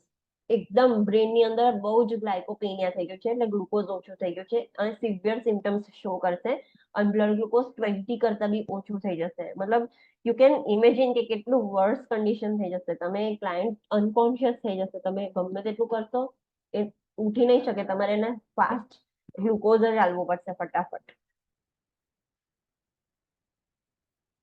ઇન્ટરવેન્શન્સ શું કરવાની અગર હાઇપોગ્લાઇસેમિયામાં જતું રહે ક્લાયન્ટ, તો આપણે શું ઇન્ટરવેન્શન્સ કરવાની? Let's see this clinical judgement box. એક સિનારિયો આપ્યો છે તમને કે hospitalise client with diabetes mellitus complaints of sweating and hunger, and the nurse notes that the client is pale and shaking. The nurse recognizes these cues as a hypoglycemic reaction. Using 15/15 rule, the nurse takes the following actions. હાઇપોગ્લાઇસેમિયાને treat કરવા માટે 15/15 rule છે. એક not બનાવતા જવાનું કે શું કેવી રીતે કર્યું એક્શન. 15-15-15-15 એવી રીતનું છે. તો એને ફર્સ્ટ શું કરવાનું, તમને ક્યારેય ખબર પડે કે ક્લાયન્ટ હાઇપોગ્લાઇસેમિયામાં ગયું છે તો 15/15 રૂલ યુઝ કરવાનો. ધીસ ઇઝ ફોર ધ એન્ગ્લેક્સ કન્ટ્રીઝ. આ રૂલ આપણે ઇન્ડિયામાં યુઝ નથી કરતું કોઈ, પણ આ એન્ગ્લેક્સ કન્ટ્રીઝ માટે છે. Check the clients blood glucose level. First of all તો બ્લડ ગ્લુકોઝ ચેક કરવાનું. હાઇપોગ્લાઇસેમિયામાં ગયું તમને જોઈને ખબર પડી, પણ કેટલું છે એ જ ચેક કરવાનું. If the blood glucose level is below 70, administer 15 gram of simple carbohydrates, that is half cup of fruit juice or 15 gram of glucose gel, જે બી આપણે લિસ્ટ ઓફ જે ડાયરેક્ટ સિમ્પલ કાર્બોહાઈડ્રેટ જો એમાંથી કશું બી 15 ગ્રામ તમારે આપી દેવાનું. 15 ગ્રામ સિમ્પલ કાર્બોહાઈડ્રેટ આપવાના. First step blood glucose check કર્યા પછી ફર્સ્ટ સ્ટેપ જો 70 થી નીચે આવે તો પહેલા 15 ગ્રામ ઓફ સિમ્પલ કાર્બોહાઈડ્રેટ આપવાના. એ કશું બી આપી શકો તમે. Then recheck the glucose level in 15 minutes. પછી 15 મિનિટ સુધી રાહ જોવાની, એબ્સોર્બ થવા દેવાનું બોડીમાં, અને 15 મિનિટ્સ પછી ફરી ચેક કરવાનું. If the blood glucose levels remain 70 below 70 mg, administer another 15 level of carbohydrate. હવે 15 મિનિટ તમે બ્લડ ગ્લુકોઝ ચેક કર્યો અને ફરી હજુ બી 70 થી ઓછું જ છે તો ફરી બીજું 15 ગ્રામ સિમ્પલ કાર્બોહાઈડ્રેટ આપવાનું. Then after 15 minutes, recheck the blood glucose level. If still below 70 mg, treat with an additional 15 gram of simple carbohydrate. હવે તમે 15 મિનિટ પછી ફરીથી ચેક કર્યું, ફરી બી ઓછું છે તો ફરી 15 grams of simple carbohydrate આપવાનું. Recheck the blood glucose level in 15 minutes. If still below 70 mg per dl, treat with 25 to 50 ml of dextrose intravenously with a 1 mg of glucagon subcutaneously and intramuscularly. હવે તમે 15 grams of sugar આપ્યું, એના પછી તમે 15 minute પછી check કરી અને steel હજુ ઓછું આવે છે તો ફરી 15 હવે નહીં આલવાનું, બીકોઝ તમે ઓલરેડી બહુ વખત આપીને ટ્રાય કરી દીધું. હવે ડાયરેક્ટલી ડેક્સ્ટ્રોઝ સોલ્યુશન આલવાનું, ડીએનએસ ડેક્સ્ટ્રોઝ નોર્મલ સલાઈન આપવાનું, 50% ડીએનએસ વાળું આપવાનું. અને કેટલું આપવાનું? 25 to 50 ml આપવાનું પહેલા. અને એ ના આપવું હોય તો બીજું તમે શું આપી શકો? ગ્લુકાગોન. ગ્લુકાગોન શું કરશે? Insulin and glucagon they work oppositely. તો ગ્લુકાગોન, ઇન્સ્યુલિન નું કામ શું છે? ગ્લુકોઝ ને ઓછું કરવાનું. યસ, બોડીમાંથી ગ્લુકોઝ ને મેટાબોલાઇઝ કરીને સ્ટોર કરી દેશે. ગ્લુકાગોન શું કરશે? એ જે સ્ટોર ગ્લુકોઝ છે મતલબ એને બ્રેકડાઉન કરશે અને એને ગ્લુકોઝમાં ગ્લુકોઝ કન્વર્ટ કરીને બોડીમાં લાવશે. જે ઇન્સ્યુલિન છે ગ્લુકોઝને ગ્લાયકોજનમાં કન્વર્ટ કરીને સ્ટોર કરી દો. તો ગ્લુકાગોન શું કરશે? એ ગ્લાયકોઝ જરૂર પડી છે હવે તો સ્ટોર બધું છે એને ક્યારે કામ લાગશે? તો ગ્લાયકોજન આવશે અને જે બધું સ્ટોર્ડ ગ્લાયકોજન છે એનું બ્રેકડાઉન કરીને ગ્લુકોઝમાં કન્વર્ટ કરશે અને બોડીમાં ગ્લુકોઝ ઇન્ક્રીઝ કરશે. તો તમે ઓરએસ ડેક્સ્ટ્રોઝ આપી શકો છો, ઓરએસ 1 mg ગ્લુકાગોન ઇન્જેક્શન આપી શકો છો સબક્યુટેનિયસલી ઓર IM. After the blood glucose level has recovered, has the client ingest a snack that includes a complex carbohydrate and protein. હવે એક વખત બ્લડ ગ્લુકોઝ લેવલ રિઝોલ્વ થઈ જાય, નોર્મલ રેન્જમાં આવી જાય પછી ક્લાયન્ટને કહેવાનું કે કશું સ્નેક્સ ખાઈ લે, કશું નાસ્તો ખાઈ લે જે સિમ્પલ કાર્બોહાઈડ્રેટ નહીં, કોમ્પ્લેક્સ કાર્બોહાઈડ્રેટ હોય. કોમ્પ્લેક્સ કાર્બોહાઈડ્રેટ એટલું ઇઝીલી બ્રેકડાઉન થઈને ગ્લુકોઝ ના વધારે દે, એને થોડું બ્રેકડાઉન કરવાની પ્રોસેસ વધારે હોય એટલે તરતથી સડનલી ના વધે ગ્લુકોઝ. તો ક્લાયન્ટને સમજાવવાનું કે થોડું કોમ્પ્લેક્સ કાર્બોહાઈડ્રેટ અને કોમ્પ્લેક્સ પ્રોટીન ખાઈ લે. Document the client complaint, action taken and outcome. હવે તમારે આખું બધું ડોક્યુમેન્ટેશન કરવાનું કે ક્લાયન્ટે આવી કમ્પ્લેન કરી હતી, મેં આવી એક્શન લીધી અને આવું આઉટકમ આવ્યું. Explore the precipitating cause of hypoglycemia with the client. અને એવું નહીં કે તમારું કામ પતી ગયું, ક્લાયન્ટનું હાઇપોગ્લાયસેમિયા ટ્રીટ થઈ ગયું, કેમ થયું હાઇપોગ્લાયસેમિયા એ એક્સપ્લોર કરો. હવે ક્લાયન્ટ સ્ટેબલ થઈ ગયું, ક્લાયન્ટને પૂછો કે તમે શું ખાધું હતું, શું કર્યું હતું, કેમ ઓછું થયું, બધું જ એક્સપ્લોર કરો. હવે if the client is experiencing an altered level of consciousness, bypass the oral treatment and start with the injectable glucagon or 50% dextrose. હવે કદાચ સિવિયર હાઇપોગ્લાયસેમિયા થઈ ગયું, ક્લાયન્ટને લેવલ ઓફ કોન્શિયસનેસ ડિક્રીઝ થઈ ગયું છે તો પછી એ વખતે પેલું 15 ગ્રામ ઓરલ આલવાનું, પછી 15 મિનિટ પછી ચેક કર્યું 15 ગ્રામ ઓરલ આલ્યું, એ વખત સ્ટેપ ઉડાડી દેવાનો, ડાયરેક્ટ બાયપાસ કરી દેવાનો અને ડાયરેક્ટલી જ ઇન્જેક્ટેબલ ગ્લુકાગોન આપી દો ઓર એલ્સ 50% ડેક્સ્ટ્રોઝ આપી દો. કારણ કે હવે ક્લાયન્ટ અનકોન્શિયસ થઈ ગયું છે, સિવિયર સ્ટેજમાં જતું રહ્યું છે. તો વી કેન નોટ વેઇટ. અને ઓરલી તમે આપી જ નહીં શકો, ક્લાયન્ટ અનકોન્શિયસ છે તો કેવી રીતે લેશે? તો આ ઇન્ટરવેન્શન છે હાઇપોગ્લાયસેમિયાની. હવે આમાં હું ફરીથી ક્વેશ્ચન પૂછું છું, કેટલી વખત બ્લડ ગ્લુકોઝ ચેક કર્યું અને કેટલી વખત આપ્યું એ વસ્તુ ખાસ ધ્યાન રાખવાની, બીકોઝ તમારી જોડે એટલો ટાઈમ નહીં હોય કે તમે વધારે આપ જ કરશો. તો ટેલ મી, કેટલી વખતે 15 grams of blood simple carbohydrate આપ્યું? 3 times. 3 વખત. 3 ટાઈમ્સ. અને કેટલી વખત ચેક થયું? 3 times જ. 4 ના, times. 4 times. 4 4 times. Times. Yes. 4 વાર. તો આ વસ્તુ સ્ટેપ્સ યાદ રાખવાના કે પહેલા બ્લડ ગ્લુકોઝ એનું ચેક કર્યું, 70 થી ઓછું આવ્યું તો 15 ગ્રામ્સ આપ્યું, ફરી 15 મિનિટ પછી ચેક કર્યું, ફરી ઓછું આવ્યું, ફરી 15 ગ્રામ્સ આપ્યું, ફરી 15 મિનિટ પછી ચેક કર્યું, ફરી ઓછું આવ્યું, ફરી 15 ગ્રામ્સ આપ્યું, ફરી 15 મિનિટ પછી ચેક કરવાનું. હવે જ નહીં આપવાનું બીકોઝ તમે ઇનફ કરી લીધું છે. હવે ડાયરેક્ટ ઓછું આવે છે તો તમે ડેક્સ્ટ્રોઝ આપો 50% ઓર એલ્સ ગ્લુકાગોન ઇન્જેક્શન આપો. અને પછી આ બધું એટ ધ એન્ડ ડોક્યુમેન્ટ કરવાનું અને ક્લાયન્ટ જોડે એક્સપ્લોર કરવાનું. ક્લાયન્ટ સ્ટેબલ થઈ જાય પછી કે આ કેમ થયું, શું કર્યું, તો નેક્સ્ટ ટાઈમ તમે વસ્તુ પ્રિવેન્ટ કરી શકો. એટલા માટે એક્સપ્લોર કરવાનું. અને જો ક્લાયન્ટ અનકોન્શિયસ થઈ ગયું હોય તો બધેના વચ્ચેના જે ઓરલ સ્ટેપ્સ હતા એ સ્કીપ કરીને ડાયરેક્ટ ઇન્જેક્શન જ આપી દેવાનું. નેક્સ્ટ ઇઝ ડુ નોટ, આ જે છે એ ઇમ્પોર્ટન્ટ છે. Do not attempt to administer oral fluid or food to the client experiencing severe hypoglycemia reaction who is semi-conscious or unconscious and is unable to swallow. The client is at risk for aspiration. For this client, an injection of glucagon is administered subcutaneously, intramuscularly, or intravenously. In the hospital or emergency department, the client may be treated with an IV injection of 25 to 50 ml, 50% of dextrose in water. જ્યારે બી client severe હાઇપોગ્લાયસેમિયા હોય અને semi conscious કે unconscious હોય એને orally કશું જ નહીં આલવાનું, કોઈ ફૂડ કે કોઈ લિક્વિડ કશું જ નહીં આલવાનું, બીકોઝ ચાન્સીસ છે કે એસ્પિરેશન થઈ જાય. આવા ક્લાયન્ટને ગ્લુકાગોનનું ઇન્જેક્શન આલવાનું જે 3 વેઝમાં આપી શકીએ છીએ, સબક્યુ, IM એન્ડ IV. તો ગ્લુકાગોન ઇન્જેક્શન આપી દેવાનું. અને જો ક્લાયન્ટ ઘરે હોય તો ગ્લુકાગોનનું ઇન્જેક્શન એ ક્લાયન્ટને રાખવાનું હોય કે એવી રીતે ઘરે જ તમે આપી શકો છો. અને જો ક્લાયન્ટ હોસ્પિટલ સેટિંગમાં હોય તો તમે IV લઈને સીધું જ ડેક્સ્ટ્રોઝ બી સ્ટાર્ટ કરી દો છો. અને તમને સિવિયરમાં થઈ ગયું છે ને તમને IV લેવાનો ટાઈમ નથી તો તમે ઇમરજન્સી ડિપાર્ટમેન્ટમાં બી ડાયરેક્ટ ગ્લુકાગોન આપી શકો છો. તમારા ક્વેશ્ચનના સિનારીઓ પર જોવાનું કે તમારી જોડે કેટલો ટાઈમ છે. તમને ક્વેશ્ચનમાં એવું કીધું છે કે બહુ જ સિવિયર છે, હવે તમે IV લેવા બેસો અને પેલું ચાલુ કરો, એના કરતાં બેટર છે કે તમે ગ્લુકાગોન ઇન્જેક્શન આપશો તો તરત વર્ક કરશે. તો તમારે ક્વેશ્ચનનો સિનારીઓ જોવાનો કે સિચ્યુએશન કેવી છે એન્ડ એના અકોર્ડિંગ તમારે આન્સર સિલેક્ટ કરવાનો. 4 આન્સર કરેક્ટ જ હશે પણ તમે કયું બેસ્ટ સિલેક્ટ કરો છો એ તમારો કરેક્ટ આન્સર હશે. ઓકે, તો એવી રીતે એને ઇમ્પ્લિમેન્ટ કરવાનું. ફર્સ્ટ એક્યુટ કોમ્પ્લિકેશન આપણે કઈ જોઈ? હાઇપોગ્લાયસેમિયા. સેકન્ડ એક્યુટ કોમ્પ્લિકેશન છે એની ડાયાબિટીક કીટોએસિડોસિસ, જે અત્યારે પતશે નહીં અને એક જ વખતમાં લેવી પડશે બીકોઝ એ બહુ જ મોટી છે એન્ડ બહુ જ ઇમ્પોર્ટન્ટ છે કે તમને અન્ડરસ્ટેન્ડ થાય કે what is exactly diabetic કીટોએસિડોસિસ.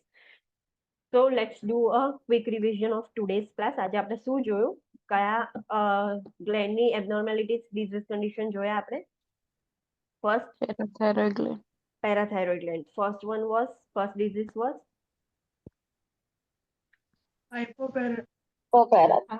hypoparathyroidism. Hypoparathyroidism માં શું થશે?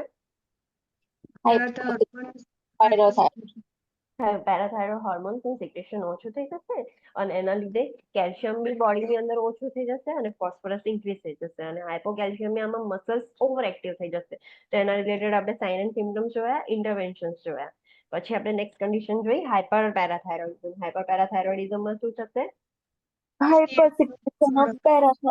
Hyper secretion of પેરાથાઇરોઇડ hormones. એના લીધે બોડીની અંદર કેલ્શિયમ ઇન્ક્રીઝ થઈ જશે. કેલ્શિયમ ક્યાંથી આવ્યું? બોન્સમાંથી આવ્યું બધું બ્લડની અંદર. અને ફોસ્ફરસ ડિક્રીઝ થઈ જશે અને મસલ્સ હાઇપો એક્ટિવ થઈ જશે બીકોઝ ઓફ ઇન્ક્રીઝ કેલ્શિયમ. તો એની ટ્રીટમેન્ટમાં આપણે શું કરી શકીએ છીએ કે કેલ્શિયમને બધું બહાર નીકાળવાનું છે અને પાછું બોનમાં નાખવાનું છે. બોનમાં નાખવા માટે આપણે કેલ્સિટોનિન યુઝ કરીએ છીએ અને ઓછું કરવા માટે આપણે ડાયુરેટિક્સ યુઝ કરીએ છીએ, ફોસ્ફરસ આપીએ છીએ ક્લાયન્ટને તો ઓછું થઈ જાય. અને એટ ધ એન્ડ આપણે પછી બધા સાઇન એન્ડ સિમ્પટમ્સ જોયા, એના ઇન્ટરવેન્શન્સ જોઈએ અને એટ ધ એન્ડ કશું જ વર્ક નથી કરતું તો આપણે પેરાથાઇરોઇડેક્ટોમી કરીશું, પેરાથાઇરોઇડ ગ્લેન્ડને રિમૂવ કરી દઈશું. અને એમાં પ્રી ઓપરેટિવ ઇન્ટરવેન્શન જોયા, પોસ્ટ ઓપરેટિવ ઇન્ટરવેન્શન જોયા. પછી આપણે પેન્ક્રિયાઝના પ્રોબ્લેમ સ્ટાર્ટ કરે. એમાં એક જ જોયું diabetes મેલાઇટસ.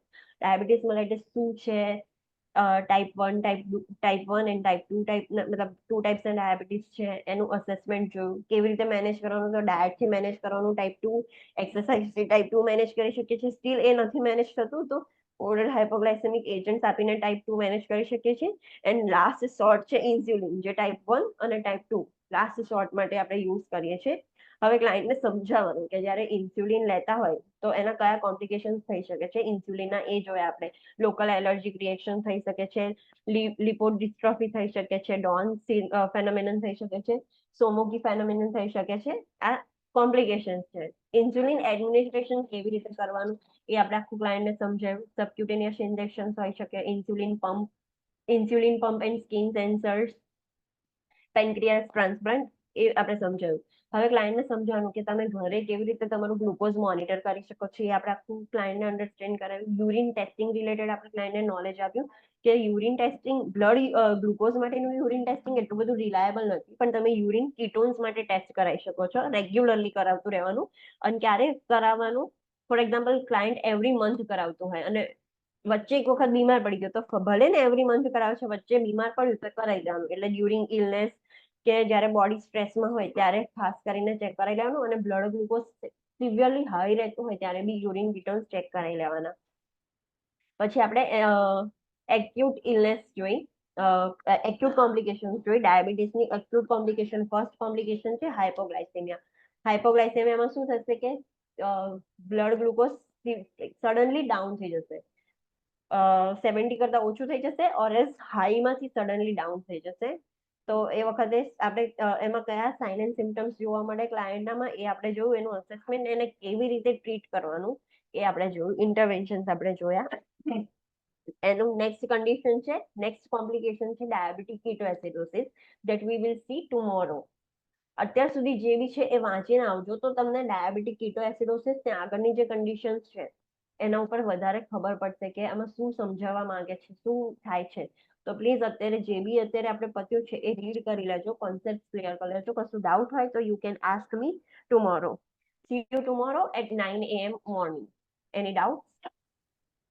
No, ma'am. No, ma'am. Online No, students, any doubt? Okay.